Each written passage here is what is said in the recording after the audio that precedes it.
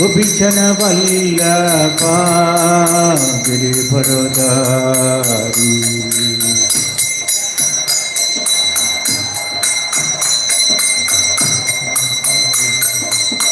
यशोदानंदन सजन रंजन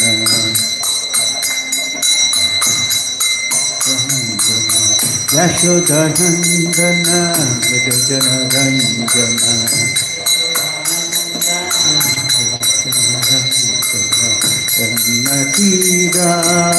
वनचारी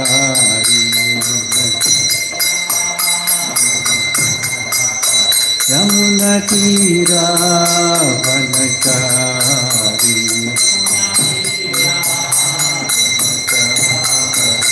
जयो रात मातवा कुंज विहारी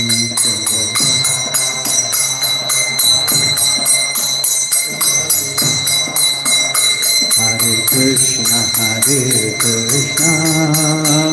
कृष्ण कृष्ण हरे हरे हरे राम राम राम हरे हरे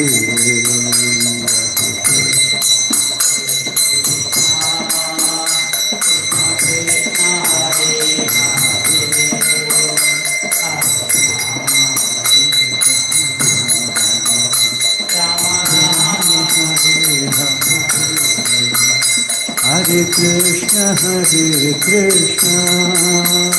कृष्ण कृष्ण हरे हरे हरे राम राम राम हरे हरे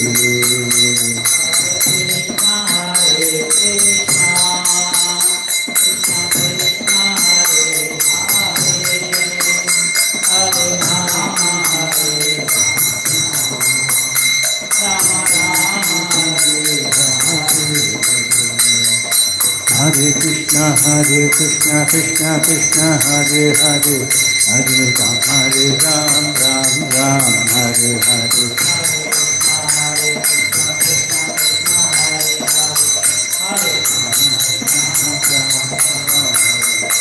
हरे कृष्ण कृष्ण कृष्ण हरे हरे हरे राम राम राम हरे हरे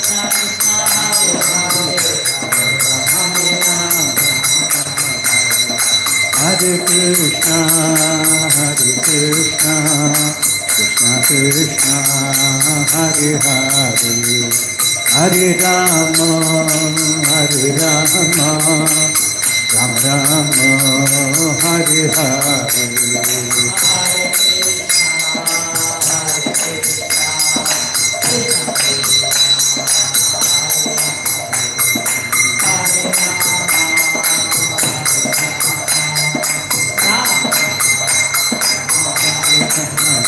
जय प्रभुपदा जय प्रभुपदा जय प्रभुपदा श्रील प्रभुपदा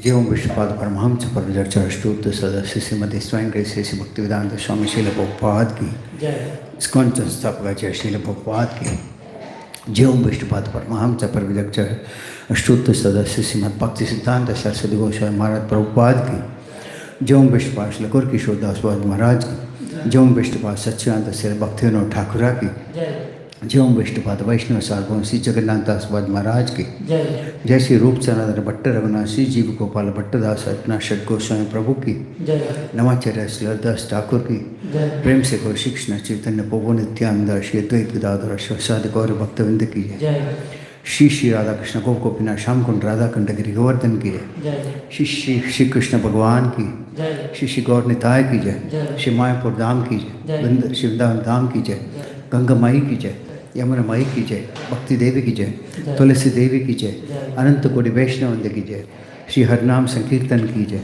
ग्रंथराज श्रीमद् भागवतम की जय इस्कॉन वर्तमान गुरुवंत की जय समावित भक्तवृंद की जय गौर प्रेमानंदे All glories to the assembled ones. All glories to the assembled ones. All glories to the assembled ones. All glories to Shikura and Shikaranga. All glories to Srila Prabhupada. Om Namo Bhagavate Vasudevaya. Om Namo Bhagavate Vasudevaya.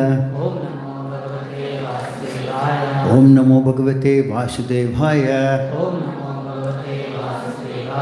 Narayanam Namaskritya Naram Chaiva Narottamam Devim Saraswati Vyasam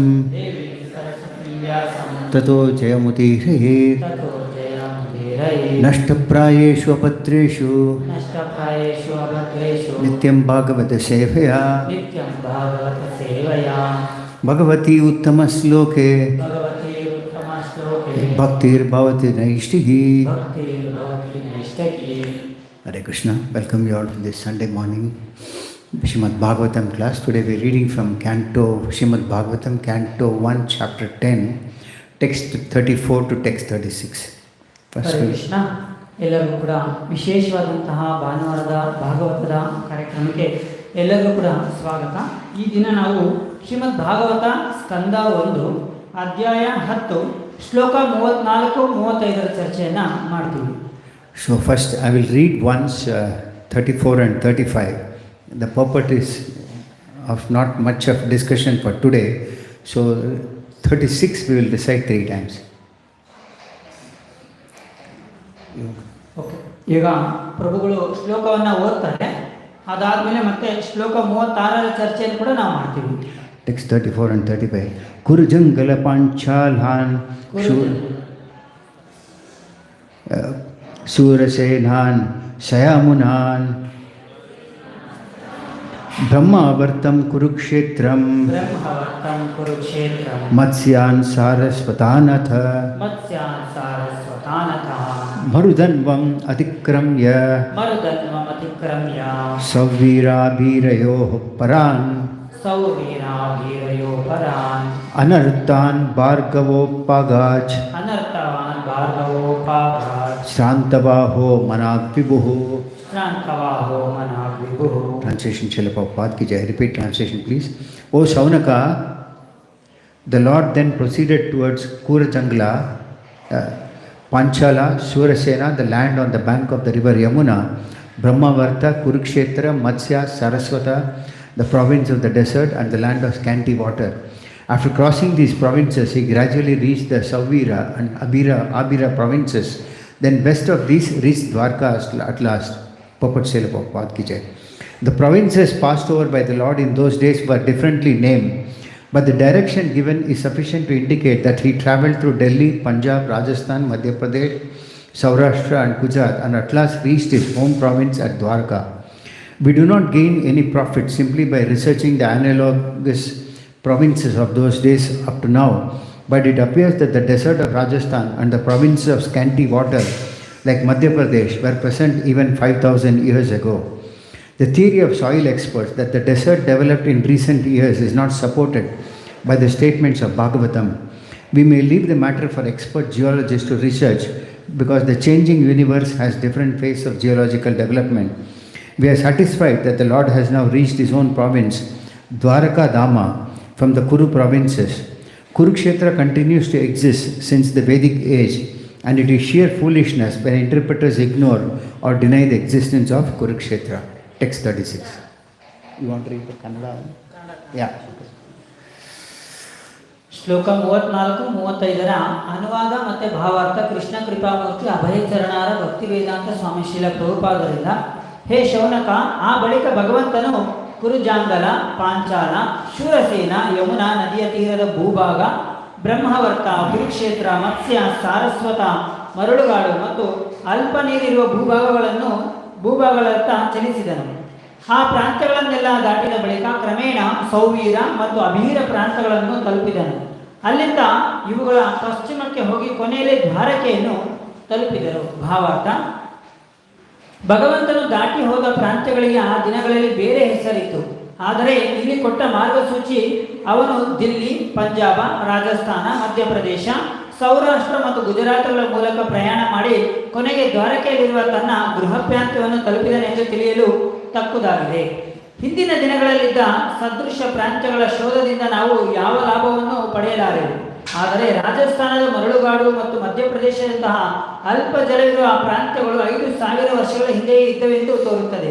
ಇತ್ತೀಚಿನ ವರ್ಷಗಳಲ್ಲಿ ಅದು ಹೆಚ್ಚಿದೆ ಎಂಬ ಮೃತ್ಪರಿಣಿತರ ಸಿದ್ಧಾಂತಕ್ಕೆ ಭಾಗವತದ ಹೇಳಿಕೆಯಿಂದ ಆಧಾರ ಇಲ್ಲದಂತಾಯಿತು. ನಾವು ಈ ವಿಷಯವನ್ನು ಹೆಚ್ಚಿನ ಸಂಶೋಧನೆಗಾಗಿ ಪರಿಣಿತ ಭೂಗರ್ಭ ಶಾಸ್ತ್ರಜ್ಞರಿಗೆ ಬಿಟ್ಟು ಬಿಡಬಹುದು.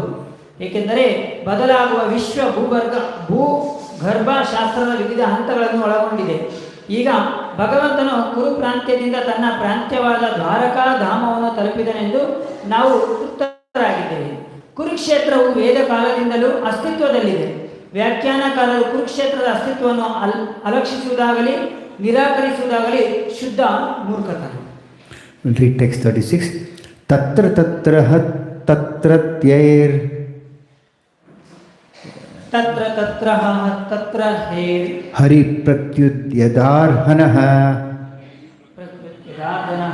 ಸಾಯಂ ಬೇಜೆ ದಿಶಂ ಪಶ್ಚಾತ್ ಸಾಯಂ ಬೇಜೆ ದಿಶಂ ಪಶ್ಚಾತ್ ಗವಿಷ್ಠೋ ಗಾಂ ಗತಸ್ತದಾ ಗವಿಷ್ಠಾಗಾಂ ಗತಸ್ತದಾ ತತ್ರ ತತ್ರ ತತ್ರತ್ಯೈರ್ ತತ್ರ ತತ್ರ ತತ್ರ ಹೇರ್ ಹರಿ ಪ್ರತ್ಯುದ್ಯ ತಥಾರ್ಹನಃ ಹರಿ ಪ್ರತ್ಯುಜ್ಯತಾರ್ಹಣಃ ಸಾಯಂ ಬೇಜೆ ದಿಶಂ ಪಶ್ಚಾತ್ ಸಾಯಂ ಬೇಜೆ ದಿಶಾಂ ಪಶ್ಚಾತ್ ಗವಿಷ್ಠೋ ಗಾಂ ಗತಸ್ತದಾ ಗವಿಷ್ಠಾಗಾಂ ಗತಸ್ತದಾ ತತ್ರ ತತ್ರ ತತ್ರತ್ಯೈರ್ ತತ್ರ ತತ್ರ ತತ್ರ ಹೇರ್ ಹರಿ ಪ್ರತ್ಯುದ್ಯತಾರ್ಹನಃ ಹರಿ ಪ್ರತ್ಯುಜ್ಯತಾರ್ಹಣಃ ಸಾಯಂ ಬೇಜೆ ದಿಶಂ ಪಶ್ಚಾತ್ ಸಾಯಂ ಬೇಜೆ ದಿಶಂ ಪಶ್ಚಾತ್ ಗವಿಷ್ಠೋ ಗಾಂ ಗತಸ್ತದಾ ಗವಿಷ್ಠಾಗಾಂ ಗತಸ್ತದಾ. Anybody will recite or translation? Srila Prabhupada ki jai. Repeat translation please. On his journey through these provinces, he was welcomed, worshipped and given various presentations. In the evening, in all places, the Lord suspended his journey to perform evening rites. This was regularly observed after sunset. Purport Srila Prabhupada ki jai. It is said here that the Lord observed the religious principles regularly while he was on his journey. There is certain philosophical speculation that even the Lord is under the obligations of fruitive action, but actually this is not the case. He does not depend on the action of any good or bad work. Since the Lord is absolute, everything done by him is good for everyone. But when he descends on earth, he acts for the protection of the devotees and for the annihilation of the impious non-devotees. Although he has no obligatory duty, still he does everything so that others may follow. That is the way of factual teaching. One must act properly himself and teach the same to others. Otherwise, no one will accept one's blind teaching. He is himself the aborder of fruitive results. He is self-sufficient and he acts according to the rulings of the revealed scripture in order to teach us the process. If he does not do so, the common man may go wrong. But in the advanced stage, when one can understand the transcendental nature of the Lord, one does not try to imitate him. This is not possible. The Lord in human society does what is the duty of everyone, but sometimes he does something extraordinary and not to be imitated by the living being. His acts of evening prayer, as stated herein, must be followed by the living being. But it is not possible to follow his mountain lifting or dancing with the gopis. One cannot imitate the sun, which can exhaust water even from a filthy place. The most powerful can do something which is all good, but our imitation of such acts will put us into endless difficulty. Therefore, in all actions, the experienced guide, the spiritual master, who is the manifested mercy of the Lord, should always be consulted and the path of progress will be assured. Thus end the Bhaktivedanta purports of the first canto, 10th chapter of the Srimad Bhagavatam entitled Departure of Lord Krishna for Dwaraka. ಶ್ಲೋಕ 36ರ ಅನುವಾದ. ಭಗವಂತನು ಈ ಪ್ರಾಂತ್ಯಗಳ ಮೂಲಕ ಪ್ರಯಾಣ ಮಾಡುತ್ತಿರುವಾಗ ಜನ ಅವನನ್ನು ಸ್ವಾಗತಿಸಿದರು, ಅರ್ಚಿಸಿದರು, ನಾನಾ ಕಾಣಿಕೆಗಳನ್ನು ಕೊಟ್ಟರು. ಸಂಜೆಯ ಹೊತ್ತು ಎಲ್ಲ ಸ್ಥಳಗಳಲ್ಲಿ ಭಗವಂತನು ಸಂಧ್ಯಾ ವಂದನೆಯ ಅನುಷ್ಠಾನಕ್ಕಾಗಿ ತನ್ನ ಪ್ರಯಾಣವನ್ನು ನಿಲ್ಲಿಸಿದನು. ನಿತ್ಯವೂ ಸೂರ್ಯಾಸ್ತದ ಬಳಿಕ ಇದನ್ನು ಅನುಷ್ಠಾನ ಮಾಡಲಾಗುತ್ತಿತ್ತು. ಭಾವಾರ್ಥ: ಭಗವಂತನು ಪ್ರಯಾಣದಲ್ಲಿದ್ದಾಗ ನಿತ್ಯವೂ ಧಾರ್ಮಿಕ ವಿಧಿಗಳನ್ನು ಮಾಡುತ್ತಿದ್ದನೆಂದು ಇಲ್ಲಿ ಹೇಳಲಾಗಿದೆ. ಭಗವಂತನು ಕೂಡ ಕಾಮ್ಯ ಕರ್ಮದ ಋಣದಲ್ಲಿದ್ದಾನೆಂದು ಕೆಲವು ತತ್ವಶಾಸ್ತ್ರರು ಊಹಿಸಿದ್ದಾರೆ. ಆದರೆ ಅದು ವಾಸ್ತವಿಕವಾಗಿ ಹಾಗಲ್ಲ. ಭಗವಂತನು ಯಾವುದೇ ಒಳ್ಳೆಯ ಅಥವಾ ಕೆಟ್ಟ ಕರ್ಮಗಳನ್ನು ಅವಲಂಬಿಸಿಲ್ಲ. ಆದರೆ ಅವನು ಭೂಮಿಯ ಮೇಲೆ ಅವತರಿಸಿದಾಗ ಭಕ್ತರ ರಕ್ಷಣೆಗಾಗಿ ಮತ್ತು ಭಕ್ತರಲ್ಲದ ದುಷ್ಟರ ನಾಶಕ್ಕಾಗಿ ಕಾರ್ಯಪ್ರವೃತ್ತನಾಗುತ್ತಾನೆ. ಭಗವಂತನಿಗೆ ಯಾವುದೇ ವಿಹಿತ ಕರ್ತವ್ಯಗಳಿಲ್ಲದಿದ್ದರೂ ಅವನು ಇತರರು ಅನುಸರಿಸಲೆಂದು ಎಲ್ಲವನ್ನೂ ಮಾಡುತ್ತಾನೆ. ಇದು ನಿಜವಾದ ಉಪದೇಶದ ಪರಿ. ತಾನು ಸ್ವಯಂ ಸರಿಯಾಗಿ ಆಚರಿಸುವುದನ್ನೇ ಇತರರಿಗೆ ಉಪದೇಶಿಸಬೇಕು, ಅನ್ಯಥಾ ಅವನ ಕುರುಡು ಉಪದೇಶವನ್ನು ಯಾರೂ ಒಪ್ಪಿಕೊಳ್ಳಲಾರರು. ಭಗವಂತನು ತಾನೇ ಕಾಮ್ಯ ಫಲಗಳನ್ನು ಕರುಣಿಸುವವನಾಗಿದ್ದಾನೆ. ಭಗವಂತನು ಸ್ವಯಂ ತೃಪ್ತನಾಗಿದ್ದಾನೆ. ಆದರೂ ನಮಗೆ ಪ್ರಕ್ರಿಯೆಯನ್ನು ಉಪದೇಶಿಸಲಿಕ್ಕಾಗಿ ಅಪೌರುಷೇಯ ಧರ್ಮಗ್ರಂಥಗಳ ನಿಯಮಗಳಿಗೆ ಅನುಗುಣವಾಗಿ ಆತ ವರ್ತಿಸುತ್ತಾನೆ. ಅವನು ಹಾಗೆ ಮಾಡದಿದ್ದರೆ ಸಾಮಾನ್ಯ ಮನುಷ್ಯನು ತಪ್ಪುದಾರಿಯಲ್ಲಿ ನಡೆಯಬಹುದು. ಆದರೆ ಉತ್ಕೃಷ್ಟ ಸ್ಥಿತಿಯಲ್ಲಿ ಭಗವಂತನ ದಿವ್ಯ ಸ್ವರೂಪವನ್ನು ಅರಿಯಬಹುದಾದಾಗ ಅವನನ್ನು ಅನುಕರಿಸಲು ಪ್ರಯತ್ನಿಸುವುದಿಲ್ಲ, ಅದು ಸಾಧ್ಯವಿಲ್ಲ. ಭಗವಂತನು ಮನುಷ್ಯ ಸಮಾಜದಲ್ಲಿ ಪ್ರತಿಯೊಬ್ಬನ ಕರ್ತವ್ಯವೇನಿದೆಯೋ ಅದನ್ನೆಲ್ಲ ಮಾಡುವನು. ಆದರೆ ಕೆಲವೊಮ್ಮೆ ಜೀವಿಗಳಿಂದ ಅನುಕರಿಸಲಾಗದ ಅಸಾಧಾರಣವಾದದ್ದೇನನ್ನು ಮಾಡುವನು. ಇಲ್ಲಿ ಹೇಳಿದಂತೆ ಭಗವಂತನು ಸಂಧ್ಯಾವಂದನೆಯನ್ನು ಅನುಷ್ಠಾನ ಮಾಡುತ್ತಿದ್ದನು. ಜೀವಿಯು ಅನುಸರಿಸಲೇಬೇಕು. ಆದರೆ ಅವನ ಪರ್ವತೋದ್ಧಾರಣವನ್ನು ಅಥವಾ ರಾಸಕ್ರೀಡೆಯನ್ನು ಅನುಸರಿಸಲು ಸಾಧ್ಯವಿಲ್ಲ. ಕೊಳಕು ಸ್ಥಳದಿಂದಲೂ ನೀರನ್ನು ಹೀರುವ ಸೂರ್ಯನನ್ನು ಯಾರು ಅನುಕರಿಸಲಾಗದು. ಅತ್ಯಂತ ಶಕ್ತಿಶಾಲಿಯಾದವನು ಎಲ್ಲ ದೃಷ್ಟಿಯಿಂದಲೂ ಒಳ್ಳೆಯದಾದದ್ದನ್ನು ಮಾಡಬಹುದು. ಆದರೆ ಅಂತಹ ವರ್ತನೆಗಳ ಅನುಕರಣೆ ನಮ್ಮನ್ನು ಕೊನೆಯಿಲ್ಲದ ಕಷ್ಟಕ್ಕೆ ನೂಕುವುದು. ಆದ್ದರಿಂದ ಎಲ್ಲ ಕ್ರಿಯೆಗಳಲ್ಲಿ ಭಗವಂತನ ವ್ಯಕ್ತಿಯಾದ ಗುರುವಾದ ಅನುಭವಿ ಮಾರ್ಗದರ್ಶಿಯನ್ನು ಯಾವಾಗಲೂ ಸಲಹೆಗಾಗಿ ಸಂಪರ್ಕಿಸಬೇಕು. ಆಗ ಉನ್ನತ ಪಥದ ಭರವಸೆ ದೊರೆಯಬಹುದು. ಇಲ್ಲಿಗೆ ಶ್ರೀಮದ್ ಭಾಗವತದ 1ನೇ ಸ್ಕಂದದ ದ್ವಾರಕೆಗೆ ಭಗವಾನ್ ಕೃಷ್ಣನ ಪ್ರಯಾಣ ಎಂಬ 10ನೇ ಅಧ್ಯಾಯದ ಭಕ್ತಿ ವೇದಾಂತ ಭಾವಾರ್ಥವು ಮುಗಿಯಿತು. ज्ञानतिमिरान्धस्नानाञ्जनशलाकया चक्षुरुन्मिलितमेन तस्मै श्रीगुरवे नमः. श्रीचैतन्यमनोभीष्टं स्थापितं येन भूतले स्वयं रूपकदा मह्यं ददाति स्वपदान्तिकं. वन्देऽहं श्रीगुरो श्रीयुतपदकमलं श्रीगुरुन् वैष्णवांश्च श्रीरूपं साग्रजातं सहगणरघुनाथान्वितं तं सजीवं साद्वैतं सावधूतं परिजनसहितं कृष्णचैतन्यदेवं श्रीराधाकृष्णपादान् सहगणललिता श्रीविशाखान्वितांश्च. हे कृष्ण करुणा सिंधो दीनबंधो जगत्पदे गोपेश गोपिकाकांत राधाकांत नमोस्तुते. तप्तकांचन गौरांगी राधे वृंदावनेश्वरी वृषभानुसुते देवी प्रणमामि हरिप्रिये. वाञ्छाकल्पतरुभ्यश्च कृपासिन्धुभ्य एव च पतितानां पावनेभ्यो वैष्णवेभ्यो नमो नमः. जय श्री कृष्ण चैतन्य प्रभो नित्यानंद श्री अद्वैत गदाधरा शिवासादि गौर भक्तवृंदा. हरे कृष्णा कृष्णा कृष्णा हरे हरे, हरे राम राम राम हरे हरे. मोहं करोति वाचालं पंगं लङ्घयति गिरिं गत्पातं अहं वन्दे श्रीगुरुं दीनतारिणं परमानन्दमाधवं श्री चैतन्यमीश्वरं. नमो Vishnupad.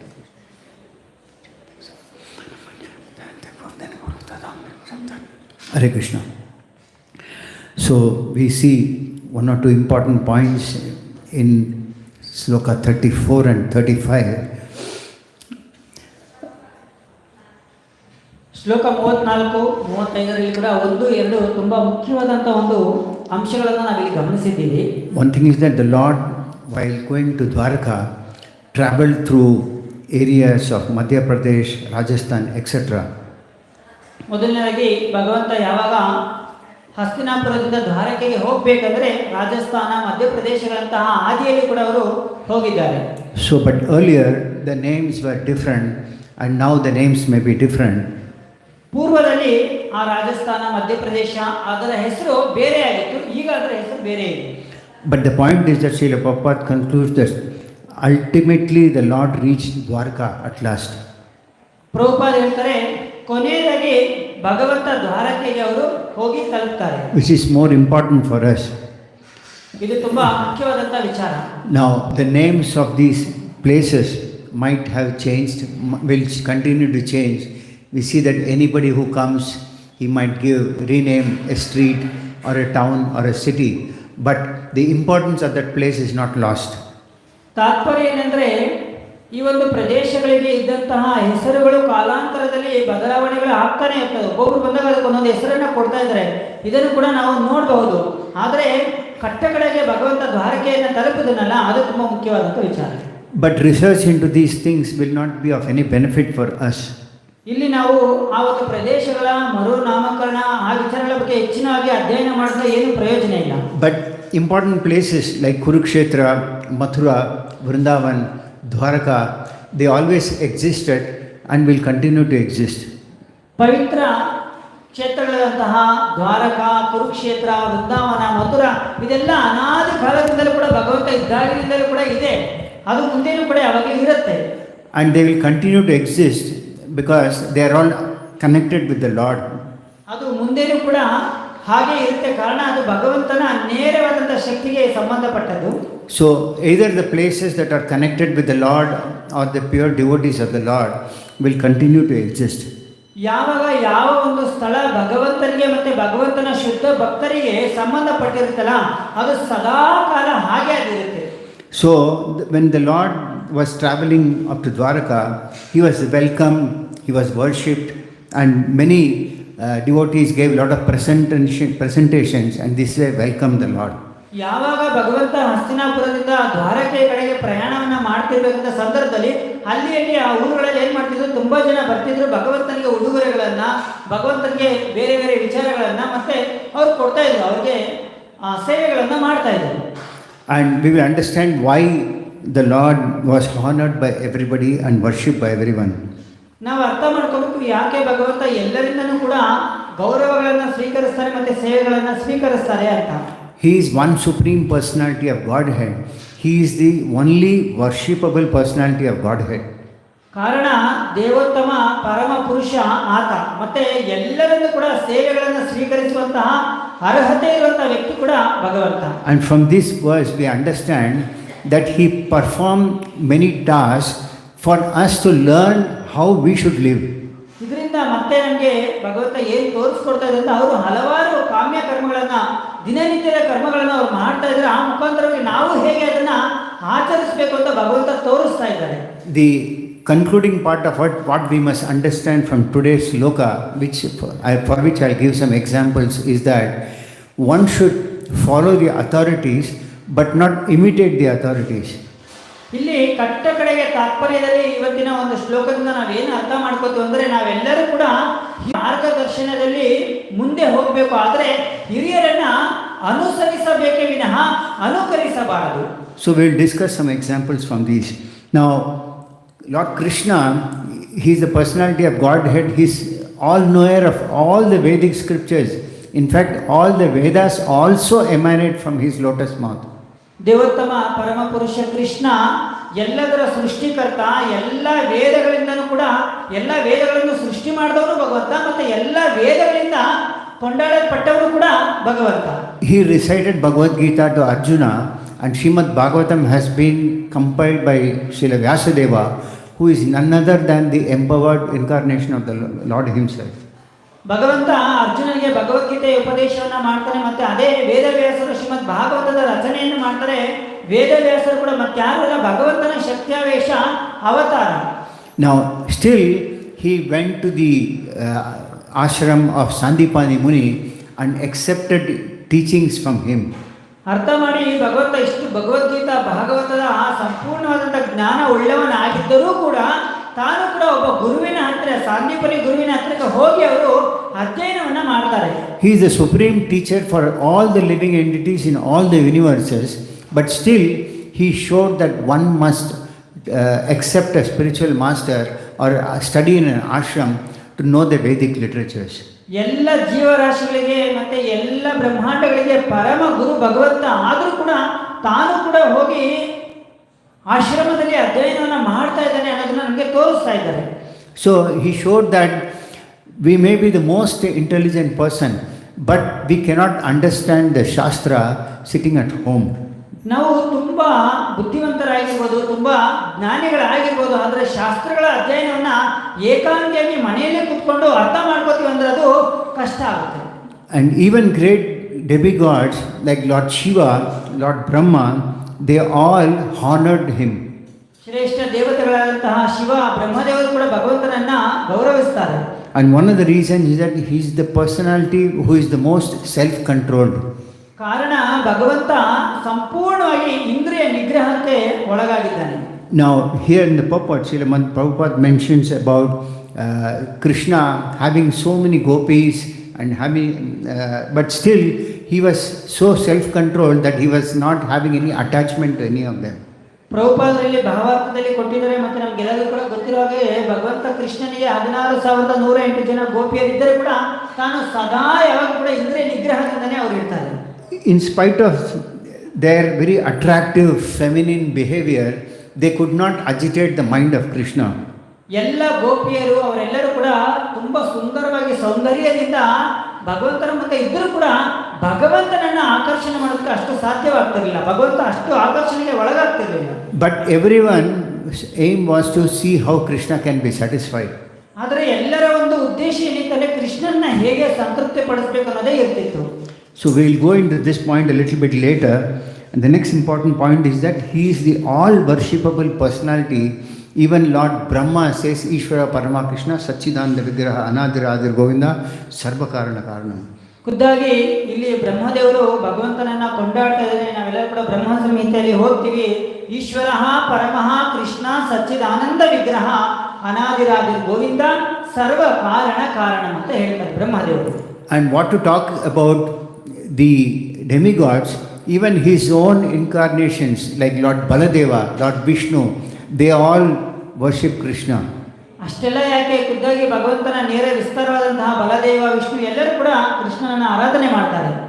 So it is mentioned that one time when Lord Krishna was there sitting in Dwarka, all the demigods like Lord Shiva, Lord Brahma, so many great personalities, they all came to see him. ಯಾವಾಗ ಕೃಷ್ಣ ದ್ವಾರಕೆಯಲ್ಲಿ ಸ್ಥಿತನಾಗಿರ್ತಾನೆ ಆವಾಗ ಶ್ರೇಷ್ಠ ದೇವತೆಗಳಾದ ಬ್ರಹ್ಮ ಶಿವ ಎಲ್ಲರೂ ಕೂಡ ಬಂದು ಅವರ ದರ್ಶನಕ್ಕಾಗಿ ಬರ್ತಾರೆ.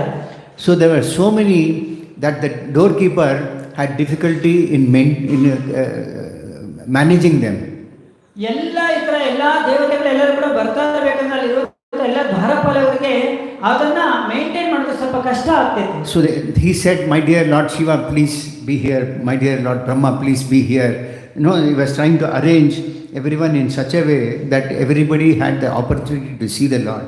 ದ್ವಾರಪಾಲಕರೆಲ್ಲರೂ ಕೂಡ ಅವರು ಬಂದಂತವರಿಗೆ ಅವರು ಸರಿಯಾಗಿ ಮಾರ್ಗದರ್ಶನವನ್ನು ಕೊಡ್ತಾ ಅವರಿಗೆ ಸರಿಯಾಗಿ ಹೋಗೋದಕ್ಕೆ ವ್ಯವಸ್ಥೆ ಮಾಡ್ತಾ ಇದ್ದಾರೆ. ಯಾಕಂದ್ರೆ ಎಲ್ಲರೂ ಕೂಡ ಭಗವಂತನನ್ನ ಭೇಟಿ ಮಾಡಬೇಕು ಅಂತ. And at the same time he had to tell some of the demigod that today it may not be possible, please come some other time.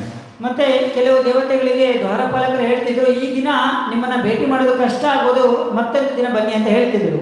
So this way, these are some of the reasons. Of course, many qualities in Krishna which is explained in detail in Bhakti Rasamrita Sindhu. ಭಕ್ತಿ ರಸಾಮೃತ ಸಿಂಧು ಅಂತ ಕೃತಿಯಲ್ಲೂ ಕೂಡ ಭಗವಂತನ ಈ ಒಂದು ಅಪೌರುಷೇಯತೆಯನ್ನು ಹೆಚ್ಚಾಗಿ ವಿಸ್ತಾರವಾಗಿ ಹೇಳಿದ್ದಾರೆ. Now, also in this purport, Srila Prabhupada mentions as to how Krishna is not bound by any duty which we have to perform. ಈ ಒಂದು ಭಾವಾರ್ಥದಲ್ಲಿ ಪ್ರಭುಪಾದರು ತುಂಬಾ ಚೆನ್ನಾಗಿ ಅರ್ಥೈಸಿದ್ದಾರೆ. ಕೃಷ್ಣ ಯಾವ ಕಾರಣಕ್ಕೂ ಕೂಡ ನಮ್ಮ ರೀತಿಯಲ್ಲಿ ಕಾಮ್ಯ ಕರ್ಮಗಳಿಗೆ ಒಳಪಟ್ಟವನಲ್ಲ. But there are certain philosophical speculators who think that when Krishna has appeared in this material world, he is also one among them. ಸಾಮಾನ್ಯವಾಗಿ ಕೆಲವೊಮ್ಮೆ ಕೆಲವು ತತ್ವಶಾಸ್ತ್ರಜ್ಞರು ಏನ್ ಮಾಡ್ತಾರೆ, ಕೃಷ್ಣ ಕೂಡ ನಮ್ಮ ಹಾಗೆ ಈ ಒಂದು ಭೌತಿಕ ಜಗತ್ತಿನಲ್ಲಿ ಜನ್ಮವನ್ನು ತಗೊಂಡಿದ್ದಾನೆ, ಅವರು ನಮ್ಮ ರೀತಿನೇ ಅಂತ ಅವರು ಭಾವಿಸ್ತಾರೆ. We are bound, everyone is bound to perform some duty, but Krishna is not bound. ಇಲ್ಲಿ ಜನ್ಮವನ್ನು ತಗೊಂಡಂತ ಪ್ರತಿಯೊಬ್ಬರು ಕೂಡ ಒಂದಲ್ಲ ಒಂದು ರೀತಿಯಲ್ಲಿ ಅವರು ಕೆಲಸಗಳಿಗೆ ಅಥವಾ ಕರ್ಮಗಳಿಗೆ ಅವರು ಬದ್ಧರಾಗಿರ್ತಾರೆ. ಆದರೆ ಭಗವಂತ ಹಾಗಲ್ಲ.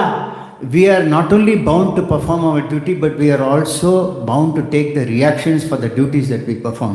ನಾವೆಲ್ಲ ಕೇವಲ ಕೆಲಸಗಳನ್ನ ಮಾಡೋದಕ್ಕೆ ಮಾತ್ರ ಬದ್ಧ ಅಲ್ಲ, ಜೊತೆಯಲ್ಲಿ ಮಾಡಿದಂತಹ ಕೆಲಸಗಳಿಗೆ ಎಲ್ಲ ಪ್ರತಿಕ್ರಿಯೆಗಳನ್ನು ಕೂಡ ನಾವು ಸ್ವೀಕರಿಸಬೇಕಾಗುತ್ತೆ. But Krishna, neither does he have to perform the duty, nor does he have to take the reactions of the duties that he performs. ಆದರೆ ಕೃಷ್ಣನ ಭಗವಂತನ ವಿಚಾರದಲ್ಲಿ ಹಾಗಲ್ಲ. ಭಗವಂತ ಕೆಲಸಗಳನ್ನ ಮಾಡಬೇಕು ಅಂತಾನೂ ಇಲ್ಲ, ಮತ್ತೆ ಮಾಡಿದ ಎಲ್ಲ ಕೆಲಸಗಳ ಪ್ರತಿಕ್ರಿಯೆಯನ್ನು ಅನುಭವಿಸಬೇಕು ಅನ್ನೋದು ಇಲ್ಲ. And this is one of the reasons why he is called absolute. ಆ ಒಂದು ಕಾರಣದಿಂದನೇ ಭಗವಂತನನ್ನ ಪರಾತ್ಪರ ಅಂತ ಕರೀತಾರೆ. For us there is a difference between good and bad, but for the Lord there is no difference. ನಮಗೆಲ್ಲರೂ ಕೂಡ ಒಳ್ಳೆಯದು ಮತ್ತೆ ಕೆಟ್ಟದು ಇವುಗಳ ನಡುವೆ ಏನಿದೆ ಅಂದ್ರೆ ವ್ಯತ್ಯಾಸವಿದೆ, ಆದರೆ ಭಗವಂತನಲ್ಲಿ ಹಾಗಿಲ್ಲ. So, but he comes to show us how we should live in this material world and how what not to do. ಆದರೆ ಭಗವಂತ ಖುದ್ದಾಗಿ ಯಾಕೆ ಇಲ್ಲಿ ಅವತಾರ ತಗೋತಾರೆ ಅಂದರೆ ನಾವು ಏನನ್ನ ಮಾಡಬೇಕು ಏನನ್ನ ಮಾಡಬಾರ್ದು ಅನ್ನೋದನ್ನು ತೋರಿಸೋದಕ್ಕೋಸ್ಕರ ಭಗವಂತ ಬರ್ತಾರೆ. Now he says, Krishna himself says in Bhagavad Gita in the 3rd chapter, there are 3 slokas which are very very important, in which he describes the purpose of his appearance. ಭಗವದ್ಗೀತೆಯ 3ನೇ ಅಧ್ಯಾಯದಲ್ಲಿ ತುಂಬಾ ಮುಖ್ಯವಾದಂಥ 3 ಶ್ಲೋಕಗಳಲ್ಲಿ ಭಗವಂತ ಯಾಕೆ ಇಲ್ಲಿ ಅವತಾರ ತಗೋತಾರೆ ಅದರ ಉದ್ದೇಶ ಏನು ಅನ್ನೋದನ್ನ ನಿಖರವಾಗಿ ಹೇಳಿದ್ದಾರೆ. You might have heard the sloka, but we'll discuss on these 3 slokas which very clearly describe the purpose of his appearance. ನೀವೆಲ್ಲರೂ ಕೂಡ ಈ ಒಂದು 3 ಶ್ಲೋಕಗಳ ಬಗ್ಗೆ ಕೇಳೇ ಇರ್ತೀರಾ ಅದರ ಉದ್ದೇಶ ಏನು ಅಂತ. In the 3rd chapter 21st sloka he says yat yat achari shreshthas tat tat evataro janao. The translation is, whatever action a great man performs, common men follow. ಭಗವದ್ಗೀತೆಯ 3ನೇ ಅಧ್ಯಾಯ 21ನೇ ಶ್ಲೋಕ ಯದ್ಯದ್ ಆಚರತೆ ಶ್ರೇಷ್ಠ ತದ್ದ ದೇವತರೋ ಜನಃ. ಯಾವಾಗ ತುಂಬಾ ಶ್ರೇಷ್ಠ ವ್ಯಕ್ತಿಗಳು ಯಾವ ಕೆಲಸಗಳನ್ನ ಮಾಡ್ತಾರೋ ಸಾಮಾನ್ಯ ವ್ಯಕ್ತಿಗಳು ಅವರನ್ನ ಅನುಸರಿಸ್ತಾರೆ. And whatever standards he sets by exemplary acts, all the world pursues. ಅದೇ ಪ್ರಕಾರವಾಗಿ ಅವರು ಯಾವ ತರ ಕೆಲಸಗಳನ್ನ ಮಾಡಿ ಕೆಲವೊಂದು ಮಾದರಿಯನ್ನು ನಮಗೆ ಕೊಡ್ತಾರಲ್ಲ ಅದನ್ನೇ ಅವರ ಮುಂದಿನ ಪೀಳಿಗೆಯವರು ಕೂಡ ಅದನ್ನ ಅನುಸರಿಸ್ತಾರೆ. For example, a big leader, political leader or a religious leader, whatever he might do, a common man will start following that. ಉದಾಹರಣೆಗೆ ಯಾವಾಗ ಶ್ರೇಷ್ಠ ನಾಯಕರು, ಸಮಾಜದಲ್ಲಿ ಶ್ರೇಷ್ಠ ನಾಯಕರು ಮತ್ತೆ ಯಾವಾಗ ಹಿರಿಯರು ಏನಾದ್ರು ಒಂದು ಧಾರ್ಮಿಕ ವ್ಯಕ್ತಿಗಳು ಯಾವುದನ್ನ ಪರಿಪಾಲನೆ ಮಾಡ್ತಾರೆ ಅದನ್ನೇ ಸಾಮಾನ್ಯ ಜನರು ಕೂಡ ಫಾಲೋ ಮಾಡ್ತಾರೆ. So it is necessary for them to teach an example to the society. ಇದು ಅವರಿಗೆ ಈ ರೀತಿಯಾದಂಥ ಒಂದು ಮಾದರಿಗಳನ್ನು ಕೊಡೋದು ತುಂಬಾ ಮುಖ್ಯವಾದಂಥ ಕೆಲಸ. But at the same time, the leader who sets an example must set an example based on the shastras given by the Lord. ಆದರೆ ತುಂಬಾ ಮುಖ್ಯವಾಗಿ ಅರ್ಥ ಮಾಡ್ಕೋಬೇಕಾದಂಥ ವಿಚಾರ ಏನು ಅಂದರೆ ಯಾವಾಗ ನಾಯಕರು ತಮ್ಮನ್ನ ಮಾದರಿಯನ್ನಾಗಿ ಮಾಡ್ತಾರೆ, ಕೆಲಸಗಳನ್ನ ಮಾಡ್ತಾರೆ ಅಂದ್ರೆ ಆ ಕೆಲಸಗಳು ಶಾಸ್ತ್ರದ ಆಧಾರದ ಮೇಲೆ ನಿರ್ಭರರಾಗಿರಬೇಕು. Such a person is called an acharya or a teacher, real teacher. ವ್ಯಕ್ತಿಯನ್ನು ನಾವು ನಿಜವಾಗ್ಲೂ ಕೂಡ ಆಚಾರ್ಯರು ಅಥವಾ ನಿಜವಾದ ಶ್ರೇಷ್ಠ ಗುರುಗಳು ಅಂತ ಕರೀತಾರೆ. The teacher cannot manufacture or speculate something of his own, rather it should be based on the scriptures. ಒಬ್ಬ ಗುರುವಾದವರು ಆಚಾರ್ಯರಾದವರು ಏನ್ ಮಾಡ್ಬೇಕಂದ್ರೆ ಯಾವುದನ್ನೇ ಕೂಡ ಅವರು ವೈಯಕ್ತಿಕವಾಗಿ ಯಾವುದನ್ನು ಸೃಷ್ಟಿ ಮಾಡೋದಾಗ್ಲಿ ಅಥವಾ ಅವರ ಮನಸ್ಸು ಇಚ್ಛೆ ಯಾವುದೇ ಒಂದು ಕಾರ್ಯಗಳನ್ನ ಮಾಡೋದಾಗ್ಲಿ ಮಾಡಬಾರದು, ಬದಲಾಗಿ ಶಾಸ್ತ್ರದ ಆಧಾರದ ಮೇಲೆನೆ ಅವರು ಕಾರ್ಯಗಳನ್ನ ಮಾಡಬೇಕು. Now for us, Manuskripta Samhita is the basis of living for a mankind. ಉದಾಹರಣೆಗೆ ಮನು ಸಂಹಿತ ಅದು ಈ ಒಂದು ಮಾನವ ಜನಾಂಗಕ್ಕೆ ಕೊಟ್ಟಿರುವಂತಹ ಸಾಮಾನ್ಯವಾದಂತಹ ಒಂದು ವೇದಿಕೆ. But in today's situation we might not even understand the intricacies of Manu Samhita. Therefore Srila Prabhupada has made it very easy for us to understand Bhagavad Gita and Srimad Bhagavatam. ಆದರೆ ಇವತ್ತಿನ ದಿನಗಳಲ್ಲಿ ಪರಿಸ್ಥಿತಿ ಏನಾಗಿದೆ ಅಂದ್ರೆ ನಾವೆಲ್ಲರೂ ಕೂಡ ಅದನ್ನು ಅರ್ಥ ಮಾಡಿಕೊಳ್ಳುವಂತಹ ಪರಿಸ್ಥಿತಿಯಲ್ಲಿ ನಾವಿಲ್ಲ. ಹಾಗಾಗಿ ಶ್ರೀಲ ಪ್ರಭುಪಾದರು ಭಗವದ್ಗೀತಾ ಭಾಗವತದಂತಹ ಶ್ರೇಷ್ಠ ಗ್ರಂಥಗಳನ್ನು ನಮಗೆ ಅವರು ತುಂಬಾ ವಿಸ್ತಾರವಾಗಿ ಕೊಟ್ಟಿದ್ದಾರೆ. Not only that one should understand these literatures and but also one should practice based on these literatures. ಒಬ್ಬ ವ್ಯಕ್ತಿ ಈ ಎಲ್ಲ ಶಾಸ್ತ್ರಗಳನ್ನ ಓದೋದು ಮಾತ್ರ ಅಲ್ಲ, ಬದಲಾಗಿ ಆ ಶಾಸ್ತ್ರಗಳನ್ನ ಅವನು ಅನುಸರಿಸಿ ಅಳವಡಿಸಿಕೊಂಡು ಹೋಗ್ಬೇಕನ್ನೋದು ಕೂಡ ಮುಖ್ಯವಾದಂಥ ವಿಚಾರ.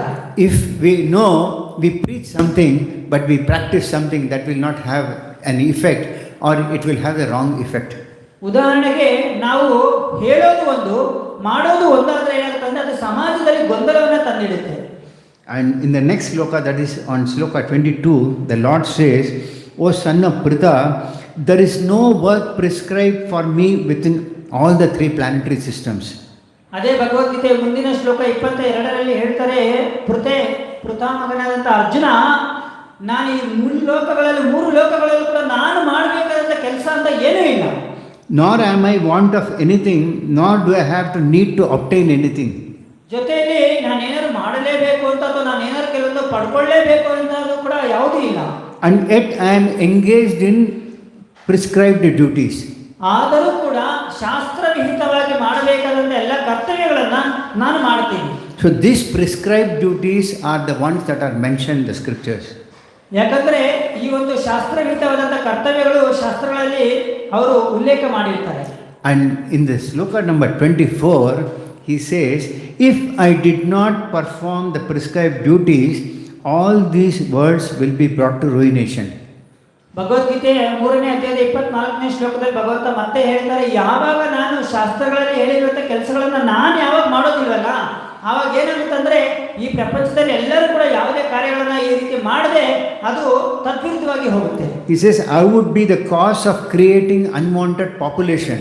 ಇಷ್ಟು ಮಾತ್ರ ಅಲ್ಲ, ಇದರಿಂದ ಏನಾಗುತ್ತಂದ್ರೆ ಆಗಬಾರದಂತ ಅನಾಹುತ ಏನಂದ್ರೆ ಬೇಡವಾದಂತಹ ಸಂತಾನ ಕೂಡ ಪ್ರಾಪ್ತಿಯಾಗುತ್ತೆ. And I would thereby destroy the peace of all the living beings. ಈ ಮುಖಾಂತರವಾಗಿ ನಾನೇ ಏನಾದರೂ ಶಾಸ್ತ್ರಗತವಾದಂಥ ಕೆಲಸಗಳನ್ನ ಮಾಡಿಲ್ಲ ಅಂದ್ರೆ ಸಮಾಜದಲ್ಲಿರುವಂತಹ ಶಾಂತಿ ನೆಮ್ಮದಿಯನ್ನು ಕೂಡ ಹಾಳು ಮಾಡಿದಂಗಾಗುತ್ತೆ. So the point is, if we all follow what the Lord performs as an example, we will be living in peace. But if we speculate or live as per our whims and fancies, that will create a lot of disturbance for us as well as for others. ತಾತ್ಪರ್ಯ ತುಂಬಾ ಸರಳವಾಗಿದೆ. ನಾವು ಯಾವಾಗ ಭಗವಂತ ಹೇಳಿರೋ ಹಾಗೆ ಶಾಸ್ತ್ರವಿಹಿತವಾಗಿ ನಾವೆಲ್ಲ ಕರ್ತವ್ಯಗಳಲ್ಲಿ ನಿರತರಾಗ್ತೀವಲ್ವಾ, ಖಂಡಿತವಾಗ್ಲೂ ಒಬ್ಬ ವ್ಯಕ್ತಿ ಶಾಂತಿ ನೆಮ್ಮದಿ ಸಮೃದ್ಧಿಯಿಂದ ಬದುಕ್ತಾರೆ. ಆದರೆ ಯಾವಾಗ ನಮ್ಮ ಮನಸ್ಸು ಇಚ್ಛೆ ನಾವು ಶಾಸ್ತ್ರಗಳನ್ನು ನಾವು ತಿರುಗಿಸಿ ನಮ್ಗೆ ಇಷ್ಟ ಬಂದಾಗ ನಾವು ಯಾವಾಗ ಮಾಡ್ತೀವಲ್ಲ, ಖಂಡಿತವಾಗ್ಲೂ ಕೂಡ ನಾವು ಕಷ್ಟಕ್ಕೆ ಒಳಗಾಗ್ತೀವಿ. Now I was discussing about the Lord having so many consorts. ಪ್ರಾರಂಭದಲ್ಲಿ ಪ್ರಭು ಹೇಳಿದ್ರು ಭಗವಂತನಿಗೆ ಹೇಗೆ 16,108 ಜನ ಗೋಪಿಯರು ಅಷ್ಟು ಜನ ಎಲ್ಲ ಇದ್ರಲ್ಲ, ಅದ್ರ ಬಗ್ಗೆ ಹೇಳ್ತಿದ್ರು. No, not gopis, consorts which will come in 3 classifications. Okay, consort. ಭಗವಂತನ ಜೊತೆ ಇರುವಂತಹ ಸಂಗಾತಿಗಳು ಅದರಲ್ಲಿ 3 ಪ್ರಕಾರವಾಗಿ ಅದರಲ್ಲಿ ಒಂದರ ಬಗ್ಗೆ ಪ್ರಭು ಹೇಳ್ತಿದ್ರು. One is the gopis themselves. The second is the queens of Dwarka. ಸಂಗಾತಿಗಳಲ್ಲಿ ಕೃಷ್ಣನ ಸಂಗಾತಿಗಳಲ್ಲಿ 3 ಬಗ್ಗೆ. ಮೊದಲನೇದಾಗಿ ಗೋಪಿಯರು, ವೃಂದಾವನದ ಗೋಪಿಯರು, ಮತ್ತೆ ದ್ವಾರಕೆ ಇರುವಂತಹ ಕೃಷ್ಣನ ಪತ್ನಿಯರು. And the goddess of fortune, the third category. ಮತ್ತೆ ಗಾಡೆಸ್ ಆಫ್ ಫಾರ್ಚೂನ್, ಮೂರನೇ ಅಂದ್ರೆ Lakshmi Devi. Now in terms of gopis, I heard a class from a very senior devotee, I forgot his name, some time back. He mentioned that Krishna had 3 billion gopis when he was present in this material world. 3 billion. I don't know how you translate into Kannada. ಯಾವಾಗ ಭಗವಂತ ಇರ್ತಾರಲ್ಲ, ಇದ್ದಾಗ ಒಬ್ಬ ಹಿರಿಯ ವೈಷ್ಣವರು ತರಗತಿಯನ್ನು ಕೊಡ್ಬೇಕಾದ್ರೆ ಹೇಳ್ತಾರೆ, ಯಾವಾಗ ಇಲ್ಲಿ ವೃಂದಾವನದಲ್ಲಿ ಭಗವಂತ 3 ಬಿಲಿಯನ್ ಅಂದ್ರೆ 1 ಮಿಲಿಯನ್ಗೆ 10 ಲಕ್ಷ. ಅದೇ ತರ 1 ಮಿಲಿಯನ್ ಅಥವಾ 100 ಮಿಲಿಯನ್ ಸೇರಿದ್ರೆ 1 ಬಿಲಿಯನ್ ಅಂದ್ರೆ 100 ಲಕ್ಷ ಇಂಟು 100 ಲಕ್ಷ ಇದ್ರ 3 ಬಿಲಿಯನ್ ಅಷ್ಟು ಗೋಪಿಯರು ಭಗವಂತನ ಜೊತೆ ಅವಾಗ ಇರ್ತಾರೆ. We might think, how can be that many, so many, but anything is possible for the Lord to manifest. There is nothing impossible for him to manifest. ಸಹಜವಾಗಿ ಇದು ನಮಗೆ ಒಂಥರ ಅಚಿಂತ್ಯ ಅಂತ ಅನಿಸುತ್ತೆ, ಆದರೆ ಭಗವಂತನಿಗೆ ಇದು ಅಚಿಂತ್ಯ ಏನಲ್ಲ. He had many goddess of fortune.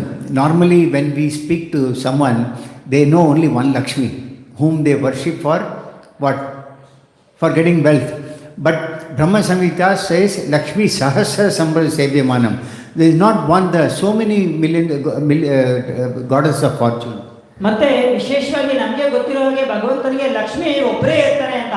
ಆದರೆ ಬ್ರಹ್ಮ ಸಂಹಿತ ಹೇಳ್ತಾರೆ ಲಕ್ಷ್ಮೀ ಸಹಸ್ರ ಶತ ಸಂಭ್ರಮ ಸೇವ್ಯಮಾನ, ಅಂದ್ರೆ ಒಬ್ಬರಲ್ಲ ಲಕ್ಷ ಸಾವಿರಾರು ಅಷ್ಟು ಜನ ಲಕ್ಷ್ಮಿಯರು ಭಗವಂತನಿಗೆ ಸೇವೆ ಮಾಡ್ತಾ ಇದ್ದಾರೆ.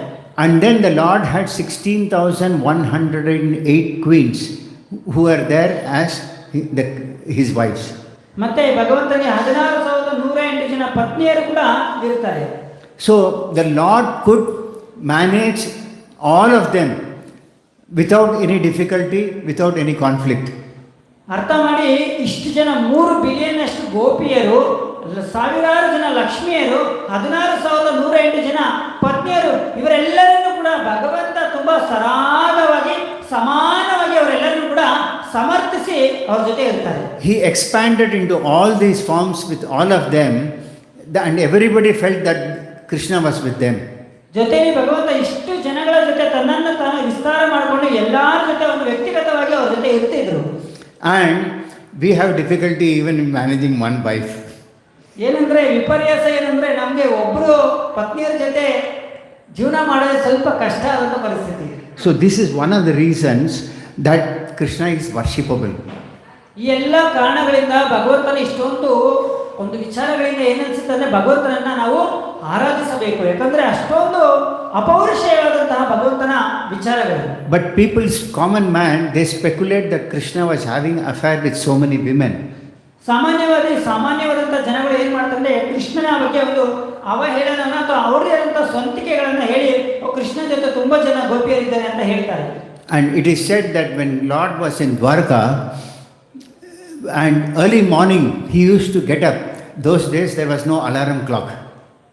ದ್ವಾರಕೆಯಲ್ಲಿ ಕೃಷ್ಣ ಇರಬೇಕಾದ್ರೆ ಬೆಳಗ್ಗಿನ ಜಾವನೇ ಅವರು ಭಗವಂತ ಎದ್ದೋಳ್ತಾ ಇದ್ರು, ಯಾವುದೇ ಅಲಾರಾಮ್ ಮೇಲೆ ಇಟ್ಕೋತಾ ಇರಲಿಲ್ಲ. So the indication of the Brahma Muhurta was when the crows, what is the noise they make, crows when they make, so that is the indication of the Brahma Muhurta taking place. ಸಾಮಾನ್ಯವಾಗಿ ಬ್ರಹ್ಮ ಮುಹೂರ್ತ, not crows, not peacock, the ಕೋಳಿ chicken ಹೆನ್.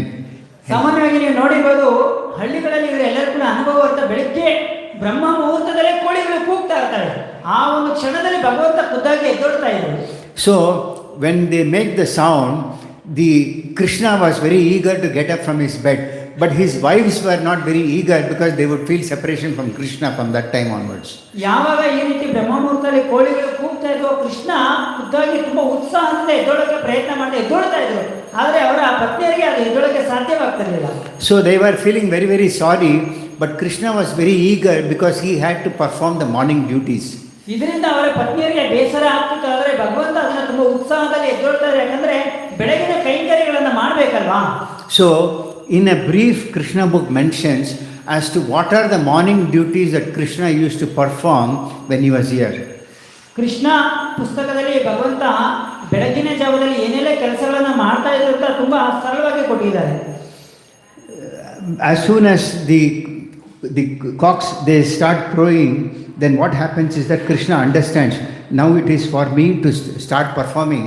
So he used to go and take his bath, whatever the weather maybe he was not concerned. ಯಾವಾಗ ಈ ರೀತಿ ಬ್ರಹ್ಮ ಮುಹೂರ್ತದಲ್ಲಿ ಭಗವಂತ ಎದ್ದೊಳ್ತಾರೆ, ಎದ್ದ ತಕ್ಷಣ ಅದು ಎಂಥದೇ ವಾತಾವರಣ, ಅದು ಚಳಿಯಾಗಿರಲಿ ಮಳೆಯಾಗಿರಲಿ, ತಕ್ಷಣ ಅವ್ರು ಏನ್ ಮಾಡ್ತಾರೆ, ಎದ್ದು ಹೋಗಿ ಅವರ ಸ್ನಾನವನ್ನ ಮಾಡ್ತಾ ಇದ್ರು. And he used to meditate on himself. ಮತ್ತೆ ತಮ್ಮನ್ನ ಕುರಿತು ತಾವು ಧ್ಯಾನವನ್ನ ಮಾಡ್ತಾ ಇದ್ರು. That does not mean that we meditate on ourselves, we have to meditate on Radha Krishna. But Krishna, to set an example, showed that we have to meditate on him.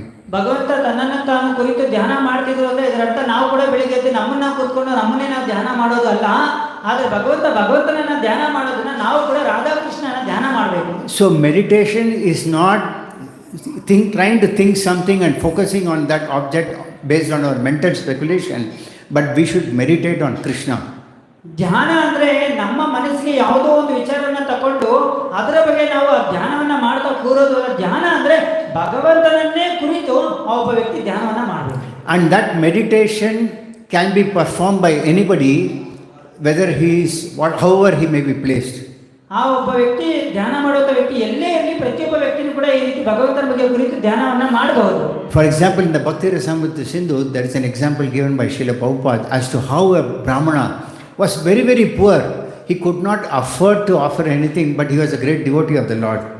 ಒಬ್ಬ ಭಕ್ತಿ ರಸಾಮೃತ ಸಿಂಧುವಿನಲ್ಲಿ ಒಂದು ಉಲ್ಲೇಖ ಇದೆ, ಪ್ರಭುಪಾದರು ಬರೀತಾರೆ ಭಾವಾರ್ಥದಲ್ಲಿ, ಒಬ್ಬ ಸಾಮಾನ್ಯವಾದಂತ ತುಂಬಾ ಬಡ ಬ್ರಾಹ್ಮಣ ಆಗಿರ್ತಾನೆ, ಭಗವಂತನಿಗೆ ತುಂಬಾ ರಾಯಲ್ ಆಗಿ ಏನೂ ಮಾಡಕ್ ಆಗ್ತಿಲ್ಲ, ಆದ್ರೂ ಕೂಡ ಅವನು ಬಡವನಾಗಿದ್ರು ಕೂಡ ಅವನು ತನ್ನ ಧ್ಯಾನದಲ್ಲಿ ಭಗವಂತನನ್ನ ಆರಾಧನೆ ಮಾಡ್ತಿರ್ತಾನೆ. So one day he was thinking that today I will do something very nice that Krishna will like. I will make some sweet rice. ಆವಾಗ ಬ್ರಾಹ್ಮಣ ಯೋಚನೆ ಮಾಡ್ತಾರೆ, ಕೃಷ್ಣನಿಗೆ ತುಂಬಾ ಪ್ರೀತಿ ಪಾತ್ರವಾದಂತ ಒಂದು ಸ್ವೀಟ್ ರೈಸ್ ಅನ್ನ ನಾನು ಇವಾಗ ಮಾಡಬೇಕು ಅಂತ ಯೋಚನೆ ಮಾಡ್ತಾರೆ. And he meditated on collecting waters from all the holy rivers in gold and silver pots which he didn't have, but he was just meditating on that. ಇಲ್ಲಿ ಅವರು ಮೊದಲೇ ಬಡವರು, ಅವರಲ್ಲಿ ಏನೂ ಇಲ್ಲ, ಆದ್ರೆ ಅವರು ಏನ್ ಮಾಡ್ತಿದ್ದಾರೆ, ಧ್ಯಾನ ಮಾಡ್ತಾ ಇದ್ದಾರೆ. ಸಂಪೂರ್ಣವಾಗಿ ತಲ್ಲೀನನಾಗಿ ಅವರು ನಾನು ಬೆಳ್ಳಿಯ ಪಾತ್ರೆಗಳಿಂದ ಬಂಗಾರದ ಪಾತ್ರೆಗಳಿಂದ ಎಲ್ಲ ಪವಿತ್ರ ನದಿಗಳಿಂದ ನೀರನ್ನು ತಗೊಂಡ್ಬಂದಿದ್ದೀನಿ ಅಂತ ಅವರು ಧ್ಯಾನ ಮಾಡ್ತಿದ್ದಾರೆ. He collected milk, he collected rice, he collected sugar, everything, and he started cooking all in his meditation. ಧ್ಯಾನದಲ್ಲಿ ಸಂಪೂರ್ಣವಾಗಿ ತಲ್ಲೀನರಾಗಿ ಅವ್ರು ಏನ್ ಮಾಡ್ತಾ ಇದ್ದಾರೆ ಅಂದ್ರೆ ಹಾಲ ಹಾಲನ್ನ, ಕ್ಷೀರವನ್ನ, ಅಕ್ಕಿಯನ್ನ ಎಲ್ಲವನ್ನೂ ಕೂಡ ಅವ್ರು ಏನ್ ಮಾಡಿದ್ದಾರೆ, ಧ್ಯಾನದಲ್ಲಿ ಒಮ್ಮೆ ಸಂಗ್ರಹ ಮಾಡಿದರೆ ಅದನ್ನ ಅವರು ಪಾಯಸವನ್ನು ಮಾಡ್ತಾ ಇದ್ದಾರೆ. And then normally it is said that the sweet rice tastes good if it is cooked and then when it becomes cool. ಮತ್ತೆ ಈ ಒಂದು ಪಾಯಸ ಏನಿದೆಯಲ್ಲ ಅದು ಸಾಮಾನ್ಯವಾಗಿ ಸ್ವಲ್ಪ ಚೆನ್ನಾಗಿ ಬಿಸಿ ಮಾಡಿ ಅದನ್ನು ತಣ್ಣಗೆ ಮಾಡಿ ತಗೊಂಡ್ರೆ ಅದ್ರ ಟೇಸ್ಟ್ ಇನ್ನೂ ಚೆನ್ನಾಗಿರುತ್ತೆ. So there was no spoon or anything those days. On his meditation he was thinking, I'll put my finger and check whether it is hot or not. ಯಾವಾಗ ಈ ಪ್ರಕಾರವಾಗಿ ಧ್ಯಾನಾಸಕ್ತನಾದಂತಹ ಬ್ರಾಹ್ಮಣ ಇಷ್ಟೆಲ್ಲ ಮಾಡಿ ಪಾಯಸವನ್ನು ಬಿಸಿ ಬಿಸಿಯಾಗಿ ಮಾಡಿ ಭಗವಂತನ ಕೊಡಬೇಕು, ತಣ್ಣಗಿದ್ರೆ ಚೆನ್ನಾಗಿರುತ್ತೆ ಅಂತ ಬಿಟ್ಟು ಅವ್ರು ಏನ್ ಮಾಡ್ತಾರೆ, ಹಾಗೆ ಕೈಯನ್ನ ಇಡ್ತಾರೆ. And actually when he put his finger actually got burnt. His meditation came to a halt and when he saw his finger was actually burnt. ಆ ವ್ಯಕ್ತಿ ಬ್ರಾಹ್ಮಣ ಧ್ಯಾನದಲ್ಲಿದ್ದಾನೆ, ಧ್ಯಾನದಲ್ಲೇ ಮಾಡಿದ್ದು ಪಾಯಸ ಇಲ್ಲ, ಧ್ಯಾನದಲ್ಲಿ ಪಾಯಸವನ್ನು ಮಾಡಿ ಅದು ತಣ್ಣಗಿದೆ ಬಿಸಿ ಇದೆಯೋ ಅಂತ ಕೈಯನ್ನ ಇಟ್ಟು ನೋಡ್ತಾರೆ, ತಕ್ಷಣ ತನ್ನ ಕೈ ಏನಾಗ್ತಾರೆ, ಸುಟ್ಟೋಗುತ್ತೆ. ಆವಾಗ ಆ ಧ್ಯಾನದಿಂದ ಅವರು ಸ್ವಲ್ಪ ವಿಮುಕ್ತರಾಗ್ತಾರೆ. So in this way, if we can meditate even of doing service to Krishna in the best way possible, if we are in that mood of rendering service, Krishna will accept that. ತಾತ್ಪರ್ಯ ಏನಂದ್ರೆ ನಮ್ಮ ಹತ್ರ ಏನಿದೆ ಎಷ್ಟಿದೆ ಅನ್ನೋದು ಮುಖ್ಯ ಅಲ್ಲ, ಅದು ಏನೂ ಇಲ್ಲ ಅಂದ್ರೂ ಕೂಡ ಧ್ಯಾನದಲ್ಲೂ ಕೂಡ ಭಗವಂತನನ್ನ ನಾವೇನ್ ಮಾಡ್ಬೋದು ಅಂದ್ರೆ ಅವನನ್ನ ಒಲಿಸ್ಬೋದು. ಅದಕ್ಕೆ ಭಗವಂತನಿಗೆ ಭಾವಗ್ರಹಿ ಜನಾರ್ದನ ಅಂತ ಹೆಸರು ಕೂಡ ಇದೆ. And then the Lord would chant the Gayatri mantra and those days sacrifice was a very popular activity. So he used to have all these activities performed. So ಹೀಗೆ ಭಗವಂತ ಬೆಳಗ್ಗೆನೇ ಎದ್ದು ಏನ್ ಮಾಡ್ತಾರೆ, ಧ್ಯಾನ ಮಾಡ್ತಾರೆ. ಆ ಧ್ಯಾನಕ್ಕೆ ಸಂಬಂಧಪಟ್ಟಿದ್ದ ಒಂದು ಬ್ರಾಹ್ಮಣನ ಕಥೆಯನ್ನ ಪ್ರಭು ಹೇಳಿದರೆ, ಅದಾದ್ಮೇಲೆ ಅವ್ರು ಏನ್ ಮಾಡ್ತಾರೆ, ಗಾಯತ್ರಿ ಜಪವನ್ನ ಮಾಡ್ತಾರೆ. ಭಗವಂತ ಗಾಯತ್ರಿ ಜಪವನ್ನ ಮಾಡ್ತಾರೆ. ಮತ್ತೆ ಆ ಕಾಲದಲ್ಲಿ ಕೆಲವೊಂದು ಯಜ್ಞ ಯಾಗಗಳನ್ನ ಮಾಡ್ತಾ ಇದ್ರು, ಅದನ್ನು ಕೂಡ ಭಗವಂತ ಮಾಡ್ತಾರೆ. And then he used to offer tarpana to show that yes, this tarpana is being offered to the forefathers as a means of satisfying them, because they might be having a subtle body without a gross body. So by offering this tarpana that they can accept these, Krishna used to offer these oblations. ಜೊತೆಲಿ ಕೃಷ್ಣ ಇಷ್ಟೆಲ್ಲ ಆದ್ಮೇಲೆ, ಧ್ಯಾನ ಆದ್ಮೇಲೆ, ಗಾಯತ್ರಿ ಪಠಣವನ್ನ ಆದ್ಮೇಲೆ, ಯಜ್ಞ ಯಾಗಗಳನ್ನ ಮಾಡಿದ್ಮೇಲೆ ಭಗವಂತ ಏನ್ ಮಾಡ್ತಾರೆ ಅಂದ್ರೆ ತನ್ನ ಪಿತೃಗಳಿಗೆ ತರ್ಪಣವನ್ನ ಕೊಡ್ತಾರೆ. ಕಾರಣ ಯಾಕೆ ತರ್ಪಣವನ್ನ ಕೊಡ್ತೀವಿ ಅಂದ್ರೆ, ಯಾರು ನಮ್ಮ ಪೂರ್ವಜರು ದೇಹವನ್ನ ಬಿಟ್ಟು ಅವರಿಗೆ ಸರಿಯಾದಂತಹ ದೇಹ ಸಿಕ್ಕದೆ ಸೂಕ್ಷ್ಮ ಶರೀರದಲ್ಲೇ ಇರ್ತಾರಲ್ಲ, ಅವರಿಗೆ ಸರಿಯಾದಂತಹ ದೇಹ ಪ್ರಾಪ್ತಿ ಆಗಲಿ ಅಂತ ತರ್ಪಣವನ್ನ ಕೊಡ್ತಿದ್ದಾರೆ. And then he would go and distribute cows in charity, because it is said that if cows are given in charity, that is the greatest charity possible. So he would go and distribute 13,084 cows to each and every person. ಮತ್ತೆ ಪ್ರತಿದಿನ ಕೃಷ್ಣ 13,800 ಸುಮಾರು ಅಷ್ಟು ದನ ಗೋವುಗಳನ್ನು ಏನ್ ಮಾಡ್ತಾ ಇದ್ರು, ದಾನವಾಗಿ ಕೊಡ್ತಾ ಇದ್ರು. Now it may be difficult for us to imagine how Krishna could do all this, but that is why he is the worshipable personality of Godhead, which these pastimes are such that neither Lord Brahma can manifest nor Lord Shiva can manifest. ನಮಗೆಲ್ಲ ಸಾಮಾನ್ಯವಾಗಿ ಅನಿಸ್ಬೋದು, ಇಷ್ಟೊಂದು ಕರ್ತವ್ಯಗಳನ್ನ, ಇಷ್ಟೆಲ್ಲ ವಿಚಾರಗಳನ್ನ ಕೃಷ್ಣ ಹೇಗೆ ಮಾಡ್ತಾ ಇರೋದು ನಮ್ಗೆ ಸ್ವಲ್ಪ ಅಸಾಮಾನ್ಯ ಅಂತ ಅನ್ನಿಸ್ಬೋದು. ಆದರೆ ಭಗವಂತ ಅದಕ್ಕೆ ಅವನು ಅಸಮೌರ್ಧ್ವ, ಅಂದ್ರೆ ಏನ್ ಬೇಕಾದ್ರೂ ಭಗವಂತ ಮಾಡ್ಬೋದು. ಹಾಗಾಗಿ ಅವನು ಭಗವಂತ ಸಾಮಾನ್ಯವಾದಂಥ ದೇವತೆಗಳು ಕೂಡ ಇಷ್ಟೆಲ್ಲ ಕಾರ್ಯಕ್ರಮಗಳನ್ನು ಮಾಡೋಕ್ಕೆ ಆಗೋದಿಲ್ಲ. The Lord once manifested Madan Mohini form, by seeing that form of which even Lord Shiva got bewildered. ನಿಮ್ಗೆಲ್ಲ ಗೊತ್ತಿರ್ಬೋದು, ಯಾವಾಗ ಆ ಒಂದು ಸಮುದ್ರ ಮಂಥನವನ್ನ ಮಾಡಿ ಅಮೃತವನ್ನ ತಗೊಂಡು ಬಂದಾಗ ಅದನ್ನ ದೈತ್ಯರು ತಗೊಂಡಿರ್ತಾರೆ, ಆವಾಗ ಭಗವಂತ ಮೋಹಿನಿ ಅವತಾರವನ್ನ ತಗೋತಾರೆ. ಆ ಮೋಹಿನಿ ಅವತಾರಕ್ಕೆ ಎಲ್ಲರೂ ಕೂಡ ಮಾರು ಹೋಗ್ತಾರೆ, ಖುದ್ದಾಗಿ ಶಿವ ಕೂಡ ಮಾರು ಹೋಗ್ತಾರೆ. Now we cannot manifest this Mohini avataram, we cannot enjoy a relationship with so many consorts, we cannot do all this what Krishna did. ಈ ಪ್ರಕಾರವಾಗಿ ನಾವು ಮೋಹಿನಿ ಅವತಾರವನ್ನ ತಗೊಳಕ್ಕಾಗೋದಿಲ್ಲ, ಅಥವಾ ನಾವು ಭಗವಂತ ಯಾವ ಪ್ರಕಾರವಾಗಿ ಲಕ್ಷಾಂತರ ತನ್ನ ರಾಣಿಯರ ಜೊತೆ ಇರ್ತಿದ್ರು ಆ ಪ್ರಕಾರವಾಗಿ ನಾವು ಇರಕ್ಕಾಗೋದಿಲ್ಲ. ಇದನ್ನೆಲ್ಲ ನಾವು ಅನುಕರಣೆ ಮಾಡಕ್ಕಾಗೋದಿಲ್ಲ. But we can follow whatever Krishna has done, and what is we have to do. Here Srila Prabhupada mentions that one has to consult a bona fide spiritual master. ಆದರೆ ಕೃಷ್ಣ ಯಾವ ಪ್ರಕಾರವಾಗಿ ತನ್ನ ದಿನನಿತ್ಯದ ಕರ್ತವ್ಯಗಳನ್ನು ಪ್ರತಿಯೊಬ್ಬ ಮಾನವರು ಕೂಡ ಏನನ್ನ ಮಾಡಬೇಕು ಅಂತ ತೋರಿಸಿದಾರಲ್ಲ, ಅದನ್ನ ನಾವು ಅನುಸರಿಸಬಹುದು. ಯಾವ ಪ್ರಕಾರವಾಗಿ ಅದನ್ನು ಕೂಡ ಒಬ್ಬ ಹಿರಿಯರ ಭಕ್ತರ ಮಾರ್ಗದರ್ಶನದಲ್ಲಿ ನಾವು ಅದನ್ನ ಮಾಡಬಹುದು. Now Krishna lifted the Govardhan hill. He could lift with one finger, But we cannot lift, forget about a hill, we cannot lift even a small piece of stone and hold it in one finger. Krishna ತನ್ನ ಕಿರುಬೆರಳಲ್ಲಿ ಗೋವರ್ಧನ ಬೆಟ್ಟವನ್ನು ಹತ್ತುತ್ತಾನೆ, ಎತ್ತುತ್ತಾನೆ ಮೇಲಕ್ಕೆ. ಆದರೆ ನಾವು ಸಾಮಾನ್ಯ ಒಂದು ಕಲ್ಲನ್ನು ಕೂಡ ಈ ಒಂದು ಬೆರಳಲ್ಲಿ ತುಂಬುವಂತ ಇಟ್ಕೊಳ್ಳೋಕ್ಕಾಗಲ್ಲ. So Sri Prabhupada mentioned that if we try to imitate Lord Krishna's activities, that will put us into difficulty. ಇಲ್ಲಿ ಏನು ಒಟ್ಟಾರೆ ಸಾರಾಂಶ ಅಂದರೆ, ಕೃಷ್ಣ ಮಾಡುವಂತಹ ಎಲ್ಲ ಕೆಲಸಗಳನ್ನು ಕೂಡ ನಾನು ಪ್ರಯತ್ನ ಮಾಡ್ತೇನೆ, ರಾಸಲೀಲೆಯನ್ನ, ಗೋವರ್ಧನಗಿರಿ ಬೆಟ್ಟವನ್ನು, ಈ ತರ ಈ ಲೀಲೆಗಳು ನಾವು ಅನುಕರಣೆ ಮಾಡಕ್ಕೆ ಹೋಗ್ತೀವಲ್ವಾ, ಅದರಿಂದ ನಮಗೆ ಕಷ್ಟನೇ ಸಾಧ್ಯವಾಗುತ್ತೆ. But if you are able to follow the prescribed duties for each, and Krishna has established the varnashrama system, brahmanas, kshatriyas, vaishyas, sudras. So if we are able to perform the duties as per our varna and ashrama, that will be perfection of life. ಆದರೆ ಯಾವಾಗ ಕೃಷ್ಣ ಯಾವ ಪ್ರಕಾರ ತನ್ನ ದಿನನಿತ್ಯದ ಕರ್ತವ್ಯಗಳನ್ನು ಮಾಡ್ತಾ ಇದ್ರಲ್ವಾ, ಒಬ್ಬ ಬ್ರಾಹ್ಮಣನಾಗಿ ಕ್ಷತ್ರಿಯನಾಗಿ ನಾವೆಲ್ಲ ಏನು ಮಾಡಬೇಕು ಅನ್ನೋದನ್ನ ಆ ಕರ್ತವ್ಯಗಳನ್ನು ಯಾವಾಗ ಅನುಸರಿಸ್ತೀವಲ್ವಾ, ಆವಾಗ ಅವನ ಜೀವನ ಪರಿಪೂರ್ಣ ಆಗುತ್ತೆ. And those duties have to be performed for the satisfaction of Krishna, not for our sense gratification. ಮತ್ತೆ ನಾವು ಮಾಡುವಂತ ಎಲ್ಲ ಕೆಲಸಗಳನ್ನು ಕೂಡ ನಾವು ಭಗವದ್ಗೀತೆಯಲ್ಲಿ ರೀಸೆಂಟ್ ಆಗಿ ಓದಿದ್ವಿ, ಏನೇ ಮಾಡಿದ್ರು ಕೂಡ ಅದು ಭಗವಂತನ ತೃಪ್ತಿಗಾಗಿ ಮಾಡಬೇಕು. ಯತ್ಕರೋಷಿ ಯದಶ್ನಾಸಿ, ಆ ಶ್ಲೋಕದ ಪ್ರಕಾರ. I will give two more examples. One was the Lord appeared as Rishabdev. ಭಗವಂತ ಯಾವಾಗ ಋಷಭದೇವರಾಗಿ ಅವತಾರ ತಗೋತಾರೆ, though he was a king, he was fully detached from any of his province or from any of his, he had about 100 sons. He was not attached to anybody. ಯಾವಾಗ ಋಷಭದೇವರಾಗಿ ಭಗವಂತ ಅವತಾರ ತಗೋತಾರೆ, ಅವರು ಶ್ರೇಷ್ಠ ರಾಜರಾಗಿರ್ತಾರೆ. ರಾಜರಾಗಿದ್ರು ಕೂಡ ಅವರಿಗೆ 100 ಜನ ಮಕ್ಕಳಿರ್ತಾರೆ, ಮತ್ತೆ ತುಂಬಾ ಸಂಪತ್ಭರಿತವಾದಂತಹ ದೇಶ ಎಲ್ಲ ಇದ್ರು ಕೂಡ ಯಾವುದಕ್ಕೂ ಕೂಡ ಅವರು ಅಂಟಿಕೊಂಡಿರಲಿಲ್ಲ. And at the last stage of his life, he left his palace just like anybody throws a piece of stone. ಅವರು ಜೀವನದ ತಮ್ಮ ಕೊನೆಯ ಹಂತಗಳಲ್ಲಿ ಅವರು ಇಡೀ ಸಂಪೂರ್ಣವಾದಂತಹ ಒಂದು ಸಂಪತ್ಭರಿತವಾದಂತಹ ಅರಮನೆಯನ್ನ ಒಂದು ಸಾಮಾನ್ಯವಾದಂತಹ ಕಲ್ಲು ಮಣ್ಣನ್ನ ಬಿಟ್ಟು ಹೋಗ್ತಾರಲ್ಲ, ಆ ಪ್ರಕಾರ ಬಿಟ್ಟು ಹೋಗ್ತಾರೆ. And what he was an empowered incarnation himself, but he used to grow a beard and wander around the streets like a madman. ಅವರು ಖುದ್ದಾಗಿ ಭಗವಂತನ ಶಕ್ತಿಯಾವೇಶ ಅವತಾರ ಋಷಭದೇವರು. ಆಮೇಲೆ ಅವ್ರು ಏನ್ ಮಾಡ್ತಾರೆ, ಕಾಡಿನಲ್ಲಿ ಅವರು ಸಂಚರಿಸ್ತಾರೆ. ಒಬ್ಬ ಸಾಮಾನ್ಯ ವ್ಯಕ್ತಿ ನೋಡಿದ್ರೆ ಅವರು ಸ್ವಲ್ಪ ಹುಚ್ಚ ಅನ್ಬೋದೇನೋ, ಆ ಪ್ರಕಾರವಾಗಿ ಅವರು ಇರ್ತಾರೆ. And he used to pass stool and lie down on his own stool. ಅವರು ಯಾವಾಗ ಮಲಮೂತ್ರ ವಿಸರ್ಜನೆಯನ್ನ ಮಾಡ್ತಾರೆ, ಅಲ್ಲೇ ಅವ್ರ ಜೊತೆ ಅಲ್ಲೇ ಇರ್ತಾರೆ ಅವರು. But it is mentioned that his stool was also so fragrant that he was not moving away from it. ವಿಶೇಷ ಏನಂದ್ರೆ, ಅವರು ಎಷ್ಟು ಶ್ರೇಷ್ಠ ವೈರಾಗ್ಯಗಳಾಗಿರ್ತಾರೆ, ಶ್ರೇಷ್ಠ ಭಕ್ತರಾಗಿರ್ತಾರೆ, ಅವರು ವಿಸರ್ಜನೆ ಮಾಡಿದ ಮಲ ಕೂಡ ಅದು ಸುಗಂಧ ಭರಿತವಾಗಿದೆ. So this was the power of Rishabdev. That power we cannot get.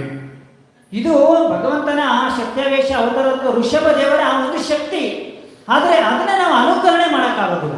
But we can show detachment like the way Lord Rishabdev showed.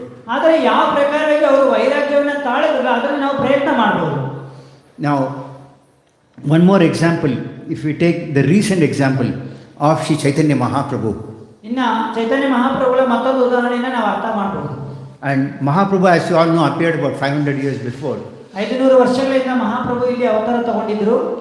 And Mahaprabhu was passing through, when he was going to Vrindavan, he was passing through Jharkhand forest. ಯಾವಾಗ ಮಹಾಪ್ರಭು ಅವರು ಪುರಿಯಿಂದ West ಬೆಂಗಾಲಿಂದ ವೃಂದಾವನಕ್ಕೆ ಹೋಗುವಂತ ಸಂದರ್ಭದಲ್ಲಿ ದಟ್ಟವಾದಂತ Jharkhand forest ಕಾಡುಗಳ ಮುಖಾಂತರ ಹಾದು ಹೋಗ್ತಾರೆ. And those forests were highly inhabited with elephants and tigers and lions and all.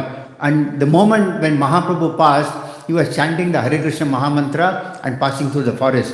And all these animals, they gave way to him. Jharkhand ಅರಣ್ಯಗಳು ಅಂದ್ರೆ ತುಂಬಾ ದಟ್ಟವಾದಂತಹ ಅರಣ್ಯಗಳು, ತುಂಬಾ ಕ್ರೂರ ಮುಖಗಳಾದಂತಹ ಹುಲಿಗಳು, ಸಿಂಹಗಳು, ಆನೆಗಳು ಇವೆಲ್ಲ ಯಥೇಚ್ಛವಾಗಿರುತ್ತೆ. ಆ ಸಂದರ್ಭದಲ್ಲಿ ಮಹಾಪ್ರಭು ಹಾದು ಹೋಗ್ಬೇಕಾದ್ರೆ ಭಗವಂತನ ನಾಮಸ್ಮರಣೆಯನ್ನು ಮಾಡ್ತಾ ಹೋಗ್ತಾರೆ. But there was one person who accompanied Mahaprabhu to assist him in the Lord in his services. His name was Balabhadra Bhattacharya. ಅವರ ಜೊತೆ ಅವರಿಗೆ ಸಹಾಯಕರಾಗಿ ಬಲಭದ್ರ ಭಟ್ಟಾಚಾರ್ಯರನ್ನು ಕೂಡ ಅವರ ಜೊತೆ ಹೋಗ್ತಿರ್ತಾರೆ. He was seeing and he was scared and to go along with Mahaprabhu, and he was standing at a distance, but Mahaprabhu did not show any fear. He went through. ಮಹಾಪ್ರಭು ಹೋಗ್ತಾ ಇದ್ರೆ ಅಂತ ಕಾಡುಗಳಲ್ಲಿ ಇವರಿಗೆ ಬಲಭದ್ರ ಭಟ್ಟಾಚಾರ್ಯ ತುಂಬಾ ಭಯ ಆಗ್ತಾ ಇರುತ್ತೆ, ಆದ್ರೆ ಮಹಾಪ್ರಭು ತುಂಬಾ ಅದನ್ನ ಖುಷಿಯಾಗಿ ಆನಂದವಾಗಿ ಮುಂದೆ ಹೋಗ್ತಿರ್ತಾರೆ. And one day there was a tiger that was lying on the way, the forests are very thickly populated, you don't have a proper way. But when Mahaprabhu was passing by, there was a tiger which was lying down. Mahaprabhu just put his feet on the tiger. ಯಾವಾಗ ಅವರು ಅಂತ ಒಂದು ಅರಣ್ಯದಲ್ಲಿ ಹೋಗ್ಬೇಕಾದ್ರೆ ಚೈತನ್ಯ ಮಹಾಪ್ರಭುಗಳು ಅದಕ್ಕೇನು ಒಳ್ಳೆ ರಹದಾರಿ ಹೆದ್ದಾರಿ ಅಂತ ಏನು ಇರೋದಿಲ್ಲವಲ್ಲ ಕಾಡಲ್ಲಿ ಹೋಗ್ಬೇಕಾದ್ರೆ ಆ ಜಾಗದಲ್ಲಿ ಅಲ್ಲೇ ಒಂದು ಹುಲಿ ಒಂದು ವ್ಯಾಘ್ರ ಅಲ್ಲೇ ಮಲಗಿರುತ್ತೆ. ಆವಾಗ ಮಹಾಪ್ರಭು ಅದನ್ನು ನೋಡ್ತಾರೆ, ನೋಡಿ ಅವರ ಪಾದವನ್ನು ಸ್ಪರ್ಶ ಮಾಡ್ತಾರೆ. He said, chant the name of Krishna, and the tiger started chanting Krishna, Krishna. ಯಾವಾಗ ಅವರು ಸ್ಪರ್ಶನ ಮಾಡಿ ಭಗವಂತನ ನಾಮವನ್ನು ಕೃಷ್ಣ ಸ್ಮರಣೆ ಮಾಡು ಅಂದ್ರೆ ಆ ಹುಲಿ ಕೂಡ ಕೃಷ್ಣನ ಸ್ಮರಣೆಯನ್ನ ಮಾಡುತ್ತೆ. And another time it's mentioned as to how, the wild elephants, they are very, very wild. So they all came to drink water on the bank of a river. ಮತ್ತೊಮ್ಮೆ ತುಂಬಾ ಮಗ್ಧಾನೆಗಳೇನ್ ಮಾಡ್ತವೆ, ಅಲ್ಲಿ ನದಿಯ ದಡದಲ್ಲಿ ನೀರನ್ನು ತಗೊಳ್ಳಕ್ಕೆ ಬಂದಿರುತ್ತೆ. The Lord also saw, and he splashed water from his own hand on these elephants. ಭಗವಂತ ಚೈತನ್ಯ ಮಹಾಪ್ರಭು ಕೂಡ ತಮ್ಮ ಕೈಗಳಿಂದ ನೀರನ್ನು ತಗೊಂಡು ಆ ಒಂದು ಆನೆಗಳ ಮೇಲೆ ಹಾಕ್ತಾರೆ. And he asked them to chant the name of Krishna. ಜೊತೆಲಿ ಭಗವಂತನ ನಾಮ ಸ್ಮರಣೆ ಮಾಡು ಅಂತ ಹೇಳ್ತಾರೆ. So, and they started chanting the name of Krishna. ಎಲ್ಲ ಆನೆಗಳು ಕೂಡ ಭಗವಂತನ ಸ್ಮರಣೆ ಮಾಡ್ತವೆ. Now, Srila Prabhupada mentions in the purport that the Lord is seated in our heart as the Paramatma. The same Lord is there as Paramatma in everyone's heart, in the heart of an elephant or a deer or a lion or a tiger. Prabhupada ಭಾವಾರ್ಥದಲ್ಲಿ ಹೇಳ್ತಾರೆ, ಯಾವ ಪ್ರಕಾರಕ್ಕೆ ಭಗವಂತ ಪ್ರತಿಯೊಬ್ಬರ ಹೃದಯದಲ್ಲೂ ಕೂಡ ಪರಮಾತ್ಮನಾಗಿ ನೆಲೆಸಿದ್ದಾನೆ ಅಂದ್ರೆ ಎಲ್ಲ ಜೀವರಾಶಿಗಳ ಹೃದಯದಲ್ಲೂ ಕೂಡ ಭಗವಂತ ಪರಮಾತ್ಮನಾಗಿ ನೆಲೆಸಿದ್ದಾನೆ.